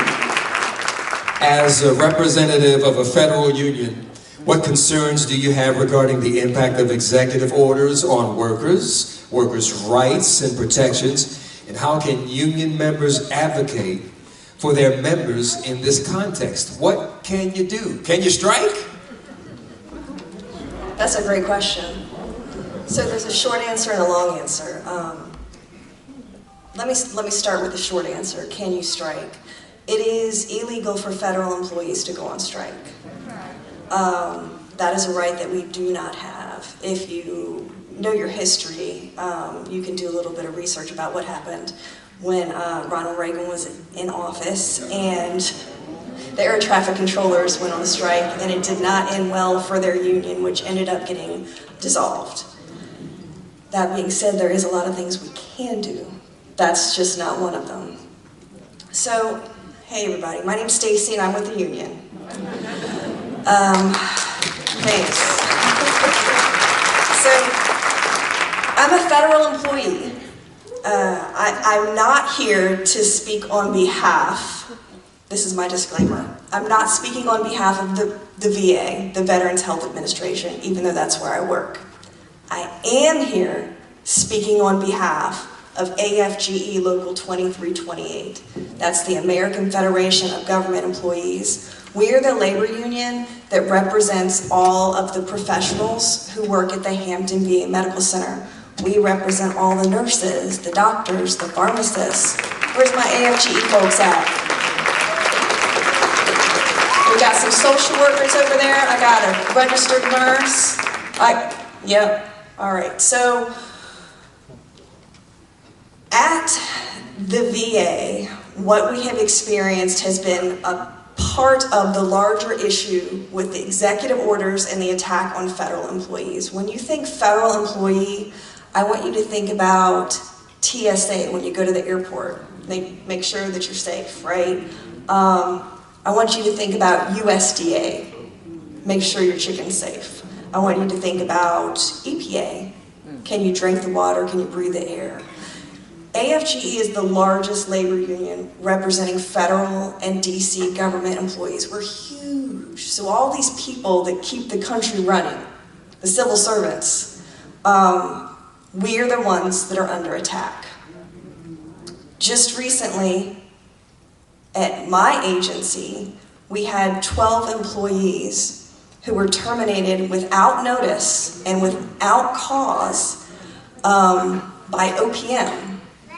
They were not terminated by their supervisors. They were not terminated by their agency. Think about that for a second. These 12 folks came into work one morning and tried to log into their computers and found out they had been locked out of the system. Apparently the evening before, after their work shift ended, someone from OPM, who did not sign their name, sent them an email saying you've been terminated. So these folks didn't find out until they came into work and tried to log in. Their supervisors didn't know they had been terminated. The director of the hospital didn't know they had been terminated. I'm not talking about trimming down the budget. I'm not talking about percentages or numbers. I'm talking about Shay, Ryan, Janice, Brian, Marisa, Austenia, Alex, Tony, Morton, Kendra, Myron. I'm talking about the retired Navy chief that was fired without cause and without notice. I'm talking about the mother of 3 who is on 80% service-connected disability who was terminated without cause and without notice. I'm talking about my coworker who was due to have a baby in 3 months, who was terminated without cause and without notice. This isn't just happening here, but it is happening here, right in the city of Hampton, but it's happening across the country. OPM is unilaterally sending emails out to employees saying, you are terminated. No notice, no cause. What they write in the letter is your services are no longer necessary. They said that all these terminations were for employees who were on probation. However, I can tell you for a fact, at least one of these names that I just read you is not. They made a mistake. They made an error. So when he called OPM and said, I'm not on probation, you made an error, they said, we don't know why you're on this list, and we don't know who can resolve this for you. Because nobody's taking ownership. Now, I know who's in charge. I know who is responsible for this. And it's somebody who's not eligible to receive services at the VA Medical Center because he's not a veteran.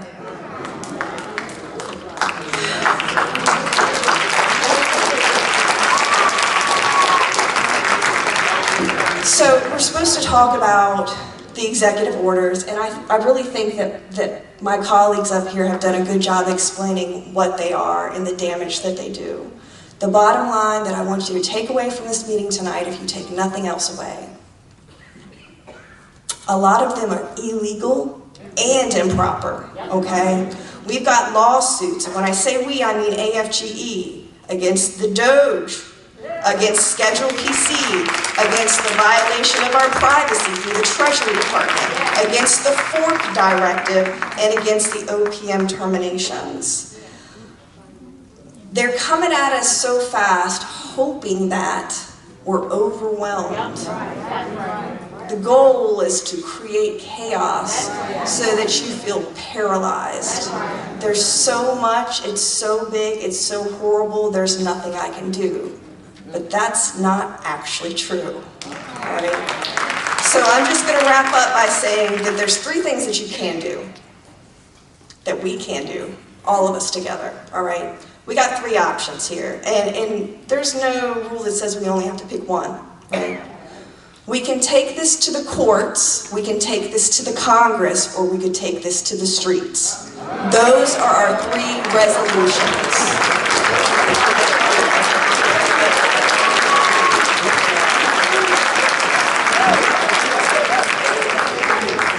Thanks, y'all. I'm gonna pass the mic.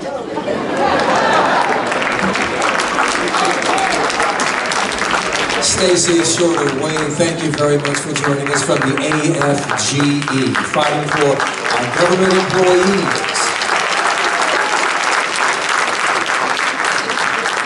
Next up, we have from Newport News City Council, John Ely. Councilman Ely, thank you for joining us and reflecting on the November 2024 elections. What do you believe were the biggest obstacles in reaching younger voters? And how could those challenges have been better addressed? Thank you. I think we did what she said we should be doing now, taking it to the streets. I think the messaging was not clear to our younger generation. It's sad in my heart every time I got a haircut, the talk at the barbershop was, I'm voting for Trump. They did not understand the consequences that we're having now because of those decisions that I'm voting for Trump.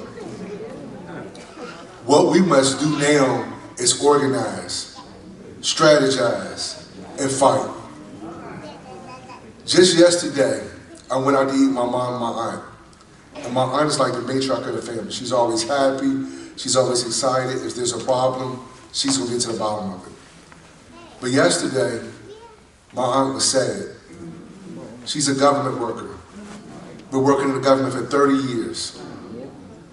She said, John, I think I'm gonna retire. And I told her, retire. We will stand together as a family. But what we're not gonna stand for is chaos and destruction. This man is creating chaos and destruction in our communities. People are scared. People are nervous. But like I told my Aunt Pat, God has never left us. He's never forsaken us. And he will have the final say. As reflecting on going to barbershops and being in the community, I think our younger generation just don't understand the sacrifices that were made generations and generations and generations ago. It is up to us in this room to tell our children, our grandchildren, our friends, our family, that it's time. The joke is over. And the message has got to be clear. The last campaign, I was breaking my neck. Our generation, not all of us, but a lot of our generation, they're not going to read the whole Project 2025. I kept saying, give me 10 points to run on. Give me 8 points to run on. That's what Donald Trump did. He gave 8 to 10 points, even though all the half his points were lies. But like the people at the barbershop, they believe those lies. It's time. We got an election in 2 years. We are the influencers in this room. We're not going to depend on the social media influencers. We're not going to depend on the Love Babies, Cardi B's. It's going to start right here in this room. I just want to thank Gayleen, the pastor, for letting us come here to congregate, to have these discussions, to get the message out. But we here in this room, we understand. We understand the importance of the severity and the crisis and the devastation we're in. But we got to go beyond these four walls and hit the streets running. Running like our lives depend on it. Because I refuse to see another Aunt Pat devastated, not knowing if they're going to have a job or nerves being tore up. You have people who've done everything right. They went to school, they went to college, they got a career, had families, children, now bought them a home, now not knowing if I'm able to keep my home or afford my home. So with that being said, I'm excited to be here. It's up to us in this room to decide what we're going to do next. We can't start at election time.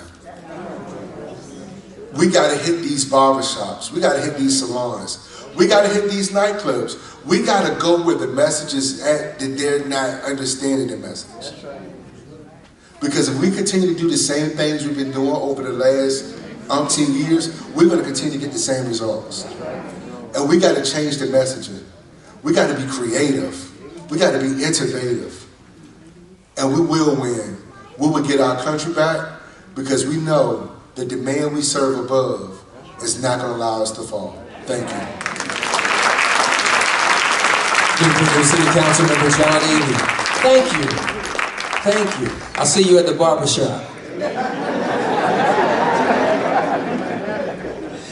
Next to Councilman Ely is Keena Carson. Keena, please stand so everybody back in the cheap seats can see.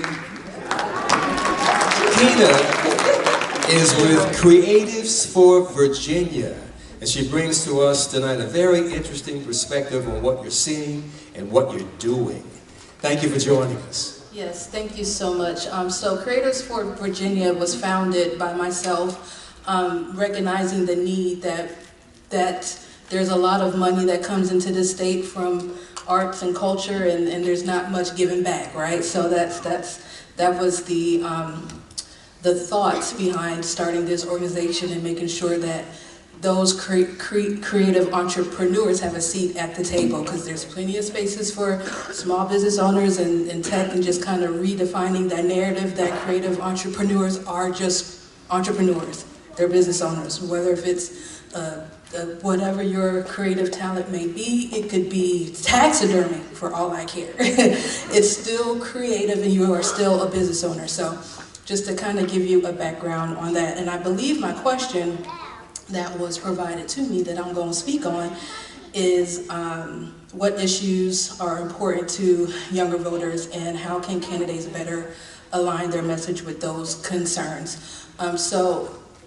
Also another thing, and I'm glad that this is an intergenerational panel, because I feel like we've gotten to the point now that issues that impact my generation, Bryce's generation, I feel like it's the same outside of just a couple of single issues like student loan debt.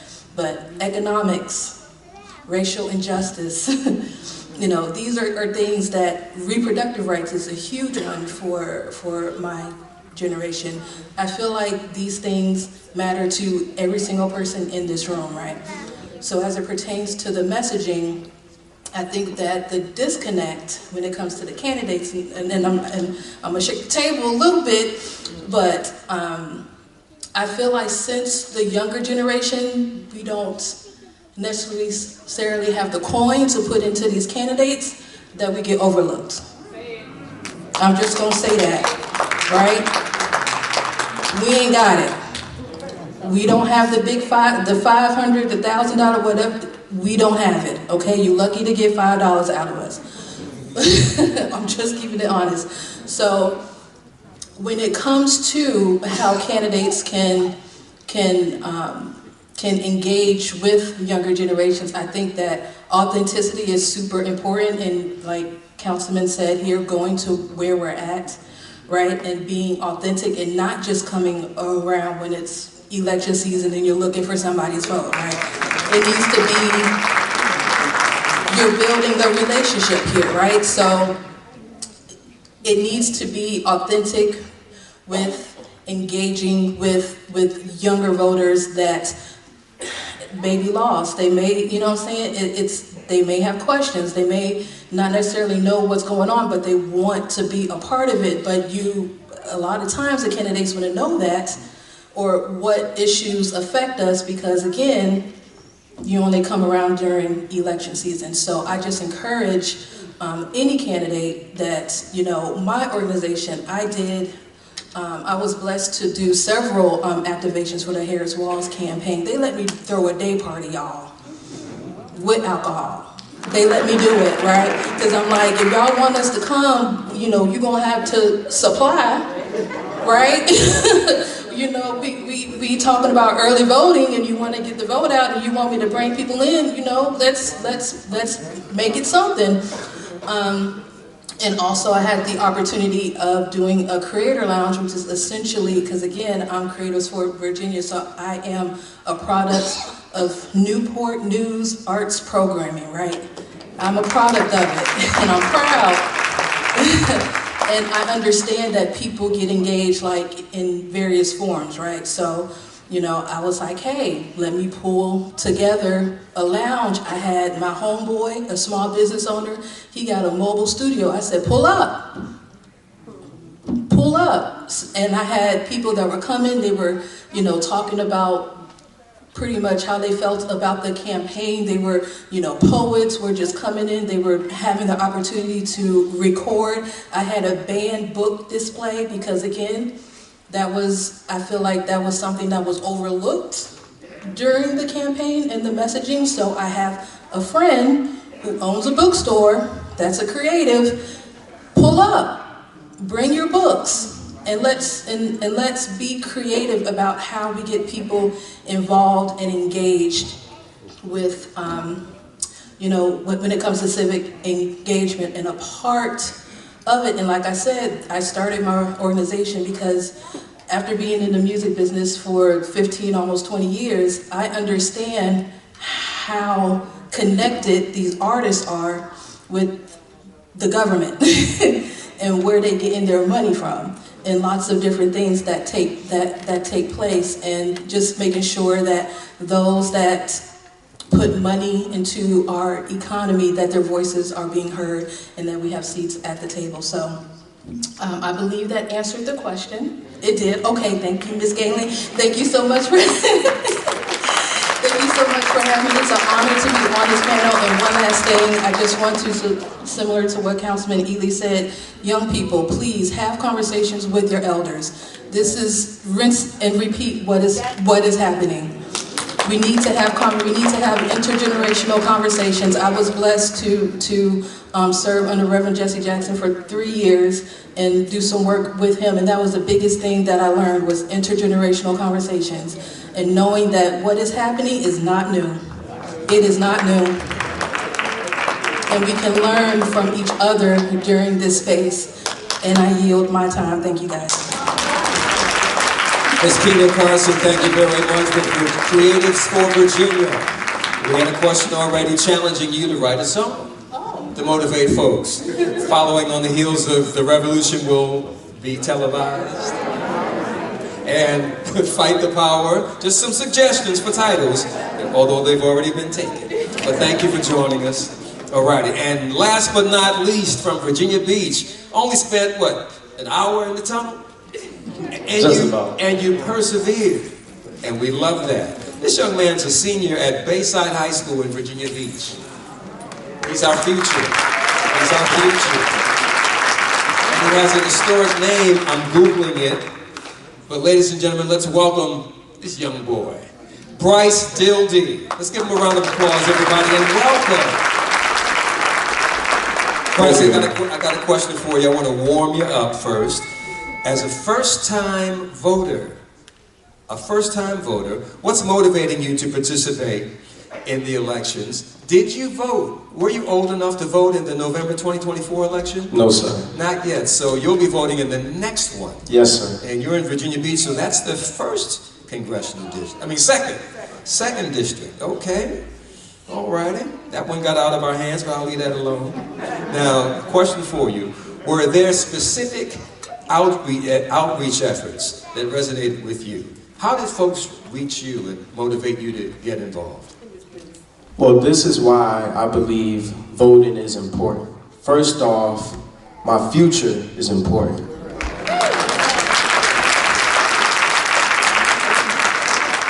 And my tomorrow is important as well. I remember being at school and I was asking some of my peers were they registered to vote. Although I wasn't able to vote November 2024, I am pre-registered to vote.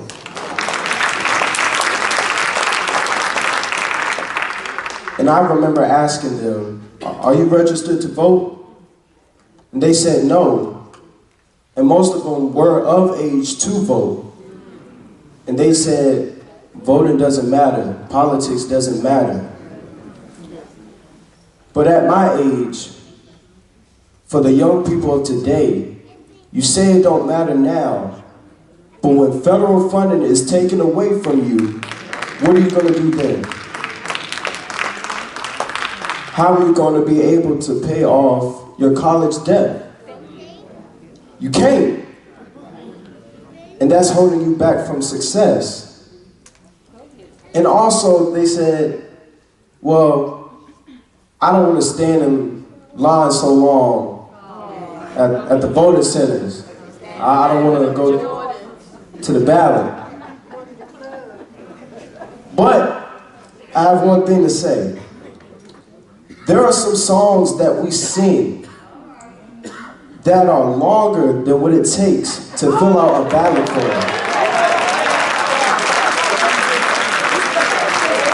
One trending song that's going on right now, Not Like Us.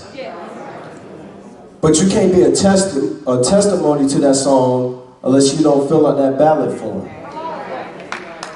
And then there are some elected official terms that are going to be longer than what it takes to stand in that line. You mean to tell me you can't stand in line for 30 minutes, but for 2, 3, 4 years, your future can be negatively affected? And I believe voting is important. And I remember I've been under my mother's wing, going to the voting centers since I was 1. And I remember I've always wanted to go because at the end, they'll give you a little sticker saying that I voted. Now, even though I wasn't of age to understand, I was still influenced. And over time, as I watch the news and see what's going on in the world, young people like me, we need to make a change. If I can't vote, then can you just do it for me? Because I'm your tomorrow. I'm the future. But if I can't vote, can you exercise it for me? And that's one thing that we need to talk about with our young people today. They're forgetting what our ancestors did for us. And not just our ancestors, but all the way back to the Civil War. It wasn't just minorities that fought for us. So when you say, no, I'm not going to vote, as Mr. Gray said earlier, what happened to all those sacrifices from years ago, hundreds of years ago? Those sacrifices are important to today.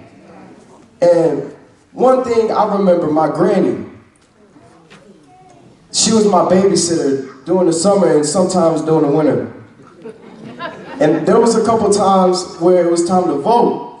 And I would go with her, I said, Granny, I want to go. I want to go to the voting center. She's like, all right. And she was 90 years old. She didn't have no car, no automobile. But she was willing to walk to the voting centers. I remember she told me, she said that her mother, which in my family we call Gaga, she was my great-great-grandmother, she couldn't vote until my granny was 8 years old. Why? Because women didn't have the right to vote during that time. I was 1 year old, and I was able to witness my mother vote for the first black man to be president.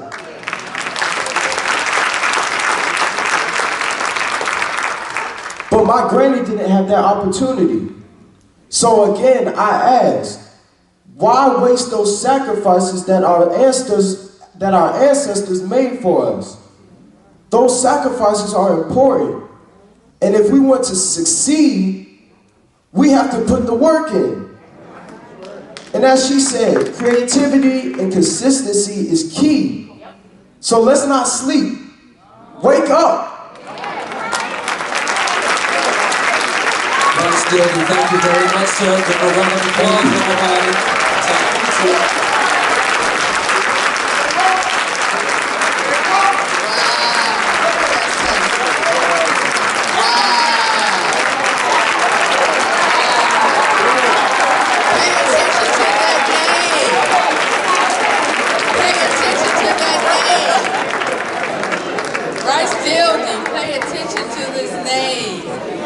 Someone said earlier, we're going to do some questions. We're going to do more of this, so we may not get to everybody tonight, but I took the questions and combined them together so we can get to, we want to keep you all night.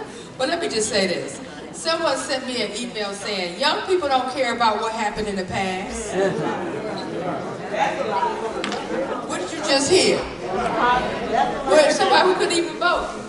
He said vote for him. Vote for the people who can vote. So I want to thank you, Don, for moderating this and all of our panelists. And we let you all get closing remarks. But I want to take some of these questions, and let me just say this. The election in November is critical for Virginia. This administration believes in states' rights. States' rights ain't never worked for black people to pass because of slavery and civil rights, because we were protected by the federal government, right? We're not going to be protected by the federal government. We have to make sure that we support candidates and support our agenda for governor, lieutenant governor, and for attorney general, and pick up more seats in the House so we can keep Speaker Don Scott to be the speaker. Please, we got to do it. And we have to turn out the numbers even higher. As they said in the last election, 60 million people who were either registered to vote or weren't, 90 million people who were either registered to vote or not registered to vote didn't vote. If the couch was on the ballot, the couch would have won the popular vote in the Electoral College. And we cannot allow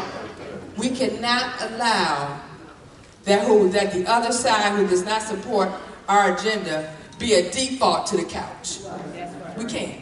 So I got a couple questions. I kind of combined it together, and then you all can just jump in however you want to do it, take piece by piece. But the first question, which is a big one,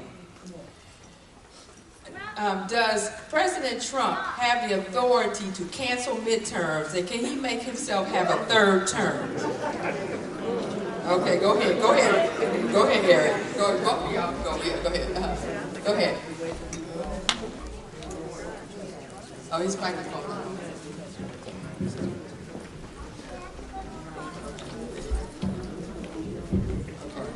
Test 1, 2. So the answer to that question is no, he cannot cancel midterm elections. Now, in the event of a national crisis, elections can be paused, right? You saw the interview in the Oval Office, one of the most disrespectful things that I've ever seen, other than J6.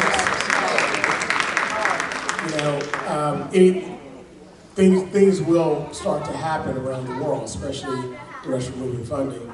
I think the second part of that was third term.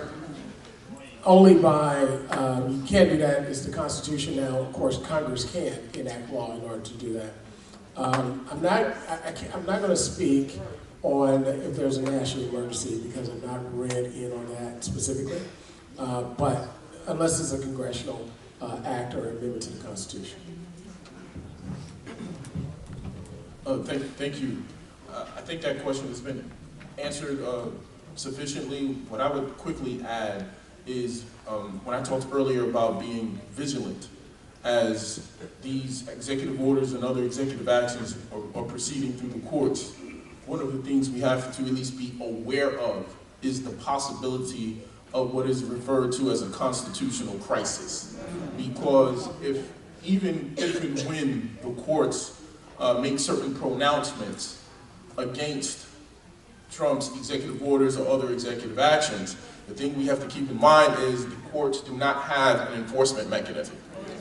So we haven't been there, and I pray and hope we never are there where the executive branch, the president, doesn't obey what the court said. We have not seen that. There is no case law on it. The country has not experienced such. But with all of the chaos being sown and caused, if the courts say no and the executive branch, President Trump, doesn't obey or execute what the courts have said should be done or not done, we could be in the state of a constitutional crisis. And I defer to some of my elders, but we really don't have an answer to what that would look like. But I just want to, again, not to be an alarmist, but to put that out there because it is a real possibility. There's no reason to think that, and so far, it hasn't happened, that the administration hasn't somewhat abided by, but we haven't had very many final decisions on these executive orders just yet. All right, another question was, is a recall election a possibility to recall the president? Can we do that? Go ahead, you can't do it on the federal? Can't do it on the federal level. That was my question. Okay. But I wanted to start at local levels. Well, you can recall on local level. Yeah, we've done it on local level. We did it with George. We did it with one of the council persons that fired George Wallace. We did that. Yeah, you can recall at the local level, but you can't recall at the federal level. Right. All right. So let's move it. So we're going to talk about HBCUs. It was a question about Virginia State University is owed $12 million from the Commonwealth of Virginia. And like many other of the HBCUs is owed by money, will the General Assembly do anything with that? Who asked the question about the Virginia State University? $12 million. Where is that coming from? I don't know. I'm just asking a question. Right. So the money, okay, so let's take it to the federal level. Right, it must be the land grant. I think that's what that is. Right. That's the land grant? I mean, if you're talking about land grant, that is probably correct because Virginia State is a land grant institution, as is Virginia Tech. And of course, Virginia Tech has been getting more resources than has Virginia State. Over the course of the last few years, we have been trying to ensure that both Norfolk State and Virginia State have been getting more resources than they have been getting in the past to try to catch up to what the other state schools have been receiving over the course of the years. In this last budget, we gave what's called the HBCU grant of $20 million to both Norfolk State and Virginia State. Okay, we have a question about senior citizens. So our senior citizens, they're concerned about the security from Russia, security in terms of security. And I don't know if anybody on this panel can answer this one, but what are some of the things that we could do to protect ourselves, or well, we can't do from federal level, but to protect ourselves from what's happening with Russia and all these other countries? Well, I'm gonna get to Social Security. I think that. Well, let me just sidebar to this one. How did Elon Musk get so much power?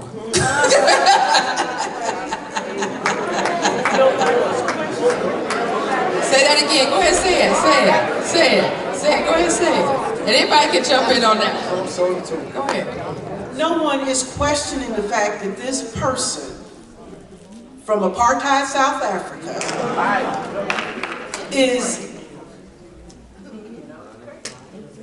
no one is questioning the fact that this man has been given this job,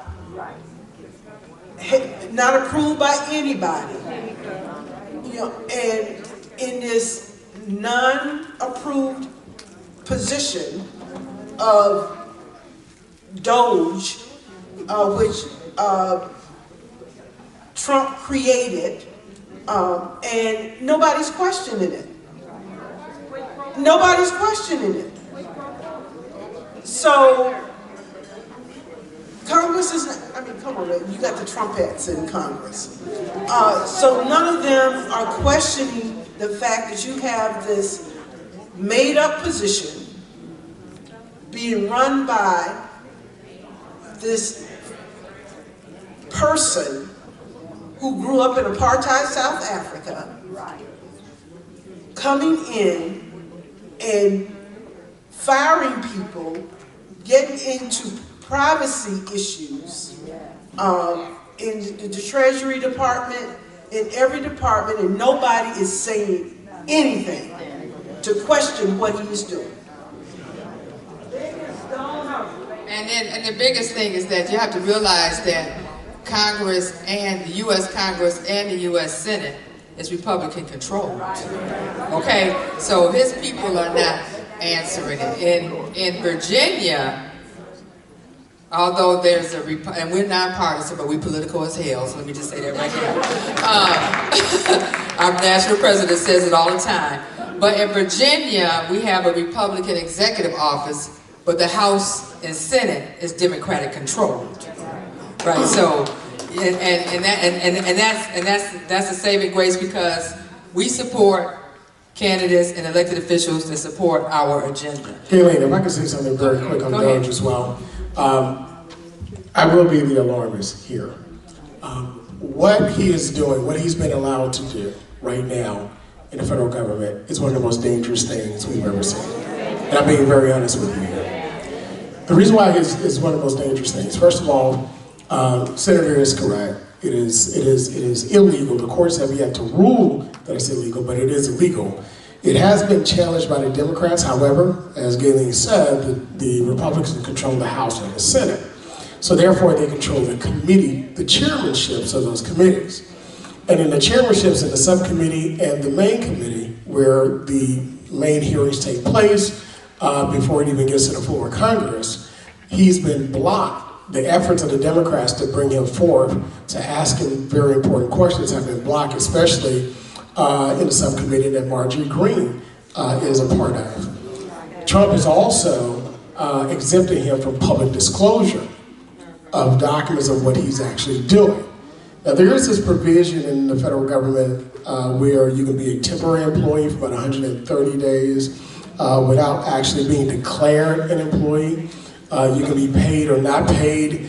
You know, it's one of those situations where you can bring somebody in to help you get settled in the office, you know, and that type of thing, right?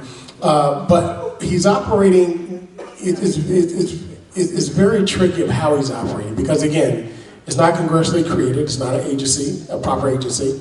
We don't know if he's getting paid or not, but he's giving the latitude to do whatever he wants to do. And he's legislating by X as well, very similar to his boss. You know, President, or is Musk his boss? I'm not sure. I'm not sure, but speaking of conflict of interest, Musk has gotten $15.4 billion, $15.4 billion in government contracts. So when the Republicans hear this false narrative that government doesn't work, oh, it works. It works for you if you could control the pen and where the money goes. Lastly, I'll say this: what I believe is the most dangerous thing that this man is doing, been allowed to do, and he's being unchecked by the president's own party. He could be checked, but they are not doing it, and that's one thing that the Democrats have to do. They have to treat the power and get that narrative out of what they're not doing, and make sure they're held accountable for it. But the very sensitive data is the most valuable commodity we have now, because our lives operate on these things here, right? All our sensitive information. The information that he's received from certain agencies has, it has been upheld in one instance from a TRO that was actually filed against it. He was requesting data of the IRS as well. He requested data from the U.S. Treasury. The U.S. Treasury, where we handle trillions of dollars of payments. He's requested data for employment and personnel data from all the employees of the federal work system. This is very important because this individual now can see what his competition is doing as far as it relates to bids for contracts. He can also see what type of payments are going back and forth to who they're going to, even citizens. And he can also be able to manipulate those things if he wants to. Speaking of waste, yeah, you can waste it if you can manipulate the dollars. And wherever those dollars fall, wherever they be, only God will know, and the persons that are doing it. But if you, as my colleague said, if you really wanted to right government and cut, fraud and waste, you do it, of course, with a scalpel, and you do it surgically. You hire accountants to do it, not hackers. All right, this last question, and then we'll do a quick round robin there, because we gotta leave out of here. I know we want our church to be able to close at a decent time. But let me just say this: we have senior citizens that are concerned, and all that are concerned about our health care, concerned about the Medicaid. We're concerned about Social Security, and the list goes on. And let me just say this too. Not only that, criminal justice and also voting is very important too. And I want to just say that Senator Locke has carried the voting rights bill with automatic constitutional amendment for automatic restoration of rights, which passed in this session. But it has to have this election coming up, and we got to make sure we do the right thing in this election, and then it have to come up again in the General Assembly session and pass that, right? And then it go on the ballot, right? And then it goes on the ballot. We're the last state, I know we're a Commonwealth, to have any type of restoration of rights. The last. And so she's carrying that bill. Delegate Ward carrying the minimum wage bill to go up to $15, right? She's carrying that bill. The governor has until March 24th to veto. We need to watch all these bills that he's going to be vetoing, because they sent him a lot of bills for him to veto. So we could talk about it in this election coming up. So with that being said, Medicaid and just what's happening on a federal level, will Medicaid and Social Security be affected, or is anything being talked about for them to be protected in Virginia?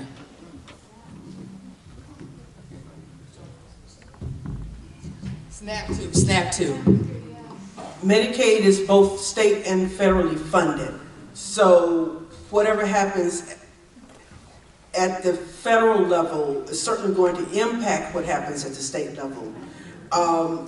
The Speaker of the House lied on national television yesterday and said that if you Google, you're not going to see anything about Medicaid being cut in the budget that was voted out of the House the other day. He's lying. Because $800 billion is being cut in commerce, which is where Medicaid is. How are you going to cut $800 billion if you're not touching Medicaid? You know, which is the largest piece in that department. You know, but we paid 600 million plus into Medicaid in this budget we just passed. So we at least have that much funded for Medicaid in amendments. That's just amendments, not to buy in your budget. So we have that much funded going forward out of state money. That's not depending on whatever the federal government does. That's state money. So we don't know whatever happens at the federal level. We don't know. Okay, great. We're going to have our panelists give 1 minute each, a last word, before we wrap up. So we're going to start with our youngest person on the mound here, right here, Mr. Gray. I have a question. I wonder, all these cuts are being done in the federal level and everything. They are not all people who voted for Harris. A lot of them are Trumpies. So, you know, it comes back to bite them.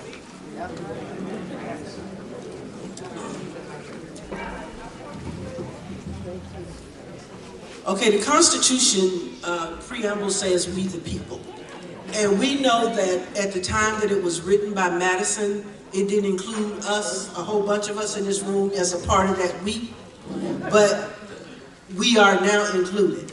So I think that we the people are responsible for ensuring that this not so perfect union becomes a little bit more perfect, and that it does not devolve into the depths of hell that Trump, apartheid Musk, and J.D. Vance and that ilk wants it to become. It's our responsibility to use our voices to make sure that they do not ruin this democracy. We have to use our vote. Our vote is our power. Our voice is our power, and we have to use it. We can become, I think that Stacey said it, we can take it to the streets. You know, I'm a child of the Black Power era. You know, so, you know, I believe very strongly in that. My sister used to get mad at me when I had my niece walking around talking about Free Huey. So I believe very strongly in activism, and advocacy is very powerful and a powerful tool to use against the bullies of this world, and that's what we're dealing with. We're dealing with bullies. And, you know, we have to fight these bullies on the playground and fight them where they are, because James Baldwin once said that if they come for me in the morning, they're coming for you at night. So don't think that you're safe. Don't think that you're safe, because you're not. You know, none of us are. And I just want to say one thing about DEI. In Virginia, one of the things we did before Youngkin came in was that we codified it. So it's in the Code of Virginia, so there's nothing they can do about it. Thank you.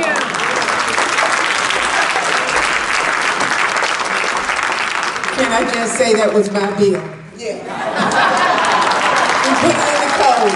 I know when we first named someone, it was just a position, and I knew that when he left, that was going to be it. So we put it in the code when we had the chance. And that's what we have to do. We got to make sure we act when we have a chance. Sometimes we know it and we sit back and we just act as though I'm going to let somebody else do it. It is up to each one of us. Don't wait for anyone else. We are all going to work this thing out together. We don't have to wait until someone else starts up the movement. Do it yourself. Do it yourself.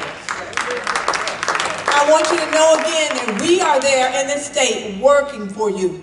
Don't think that we're sitting back doing nothing. We're watching every single thing, because before we left, I told you we got that committee together to make sure we help each person. Everyone, you don't have to be our constituent, just let us know, give us our office a call, and I will show you and walk you through whatever needs to be done. Also, you hear that we might have funding cuts or whatever. We're not stupid. That speaker is smart. Don Scott. He made sure he pulled us back together before we left to say that we could come back into session if our funding dropped more than $100 million. We are coming back into session. We have what we call a rainy day money. So we will make sure that you don't suffer as much as possible. We are working for you. We are on your side. Your state is just like your grandma in the summertime when you were running in and out the house, in and out the house. And the first thing she said is, don't bring that mess in here. So for Virginia, we're going to stand at the border, and when that mess starts coming, we're going to say, don't bring that mess up in here. Thank you so much. Thank you for coming. Again, thank you so much for the opportunity to come and speak with you tonight.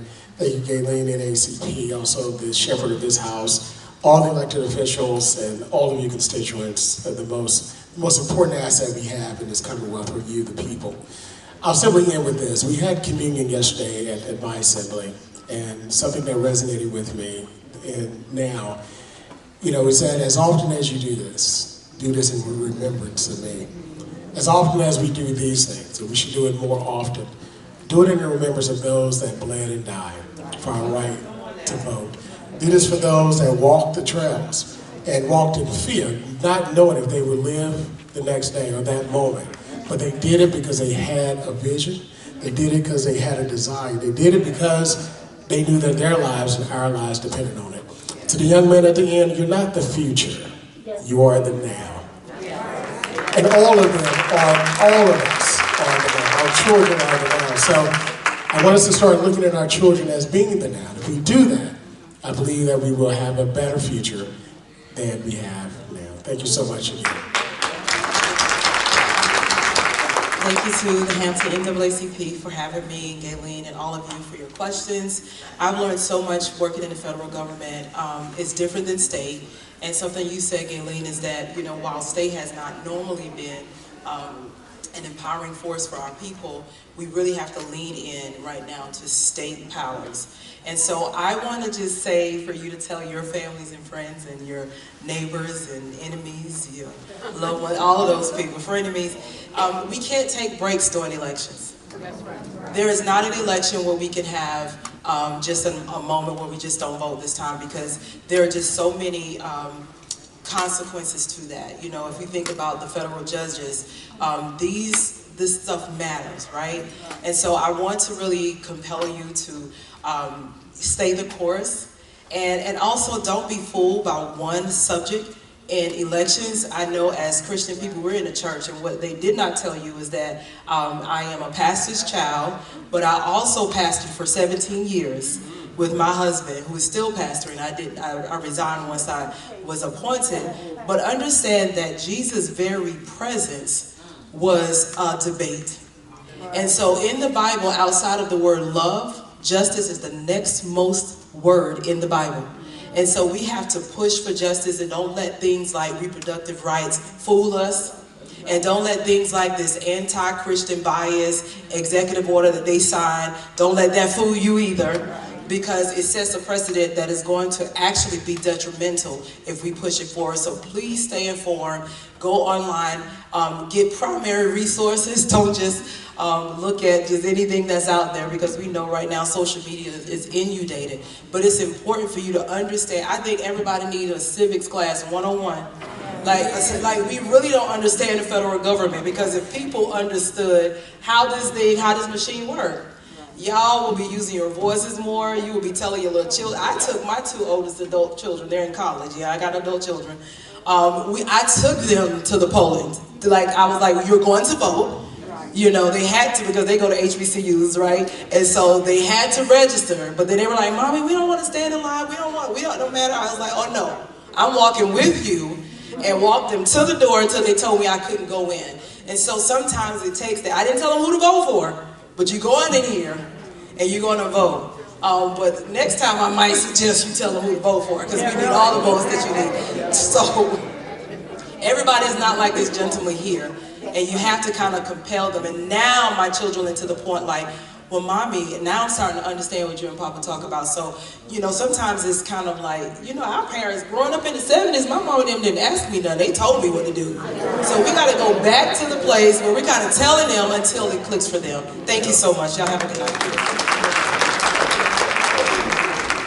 Once again, thank you. I'm so grateful for the opportunity to be here with the esteemed panelists at this house of worship. Madam President, I just want to let you know, and the local chapter know, that I am available as needed. We're going to get your membership. Right. So I agree with Dr. We have to do more of this so that we can come together and figure out how to use all the tools in our toolbox as citizens. One point I want to quickly make, someone asked a question earlier about HBCUs, and while I don't have the answer to that specific question, I do want to quickly speak to something that happened that this administration attempted to do and failed. They canceled a huge scholarship program for agriculture studies. So that affected 20 some odd HBCUs. Don't believe Norfolk State and Hampton were affected, just Virginia State, schools that have agriculture programs. But our elected officials in Washington, D.C. and through other efforts, they had to walk that back. So they are not all powerful. But we have to remain diligent and vigilant, because we have to use all of the tools that we have in the toolbox that our ancestors have shown us the way. And to young brother Bryce Diddley, and I wouldn't be doing my other job if I didn't say, Dildy, I wouldn't be doing my job if I didn't say you preliminarily have a seat on the Hampton University speech and debate team. Hopefully we see you at our home by the sea.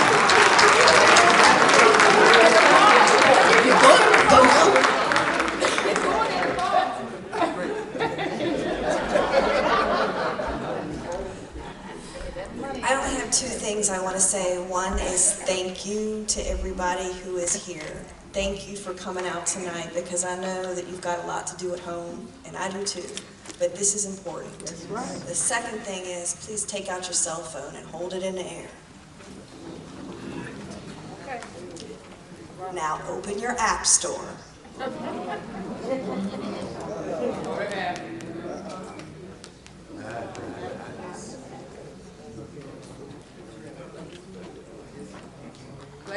got your app store open? When you got your app store open, you're going to type in 5, the number 5, calls, the word calls, C-A-L-L-S, 5 calls. When you find that app, it's a blue icon. It has little white stars on it. You're going to download that app, and you're going to use it tomorrow to contact your member of Congress and your senators and tell them what's important to you, because your voice is what matters. And if they happen to be friendly to us, call them anyways and tell them thank you. And if they're not friendly to us, call them and say, as your constituent, I am calling to let you know that I am not okay with what's happening, and this is what I want you to do about it. That's all I got to say. Thank you.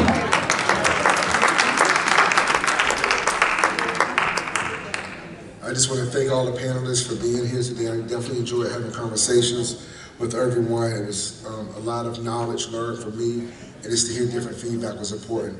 Also, I'd like to thank all the citizens for coming out tonight. You could be anywhere on this beautiful night, but you chose to be here to let your voices be heard. I also would like to thank Mayor Jimmy Gray for being here. Amazing Mayor of Hampton, give him a round of applause. And Hope Hopper as well for being here, Hampton City Council. It's good when you see you can work together with your neighboring partner, Hampton City Council and the school board, and have dialogue and come up with solutions on a local level to better serve the citizens of Hampton and Newport News. So I'd like to thank y'all for being here, and that's all. So I definitely want to thank the panelists and thank Gayleen and the NAACP of Hampton. I am the communications chair, brand new, brand spanking new. And I'm just blessed and honored to serve in this organization. I definitely want to also thank my elders, and I would not be the woman that I am if it wasn't for my mother. So I definitely want to thank my mom, who is here, who at a very young age instilled some very strong opinions in me. One of them was, don't let nobody tell you how much money you can or cannot make. That stuck with me. And also, since we are in the house of the Lord, I would not be remiss if I did not say Proverbs 19 verse 21. Many are the plans in a man's heart, but it is the Lord's purpose that prevails. And the Lord's purpose is to serve the people, right? Amen. So that's exactly what we're going to do, is serve. That's it. Thank you. Amen. I would like to say thank you to the NAACP. Thank you, Ms. Gayleen, for the opportunity. And for everybody, mostly the adults. Teach the young people the way. And not just that. Stay consistent with them. Some young people, other than me, haven't had the influence to go to a lot of voting polls or whatnot, being influenced, knowing the importance of voting. But it's not too late. There's still other organizations. For example, I see one of my mentors in the back, part of the 100 Black Men. They definitely teach young black men the importance of voting and just being a black male in America. And as we're in a church setting, yes, the road is going to be rough. These 4 years ahead of us, or even 2. You got to have faith. And there's a scripture that says, Psalms 23:4, yea, though I walk through the valley of the shadow of death, I shall feel no evil. For thy rod and thy staff, they comfort me. So remember that and have faith. Thank you.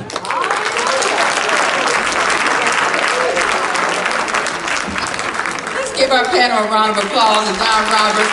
And look, can I have all of our executive committee members to please stand? And I'm going to tell y'all, we might have us our Freedom Celebration speaker right here at the end over here. So don't be surprised if I don't bring them up there. I'm just telling you. I do want to thank you all for being here. How many people are members of the NAACP? Raise your hand. All right. Okay, so those who are not members, you cannot get out the front door. There is a membership table at the front. We have all kinds of committees that you can join. We will be following this up with a workshop. We need everyone to be boots and heels on the ground. This is about unity, community. And we got to make sure that we're all on the same page. I'm going to leave you with this scripture, and it's Corinthians 4, verse 18. So we fix our eyes not on what is seen, but on what is unseen. All right now. For what is seen is temporary. Come on now. But what is unseen is eternal. Come on now. Remember that. We just in a temporary phase right now. But we're going to get through it. And we are going to push and support our young people. Yes, ma'am. And make sure we get out there. But we got work to do, y'all. So let's get to work. And remember that what's happening up in Washington, they not like us. They not like us. Thank you very much. I want to get a group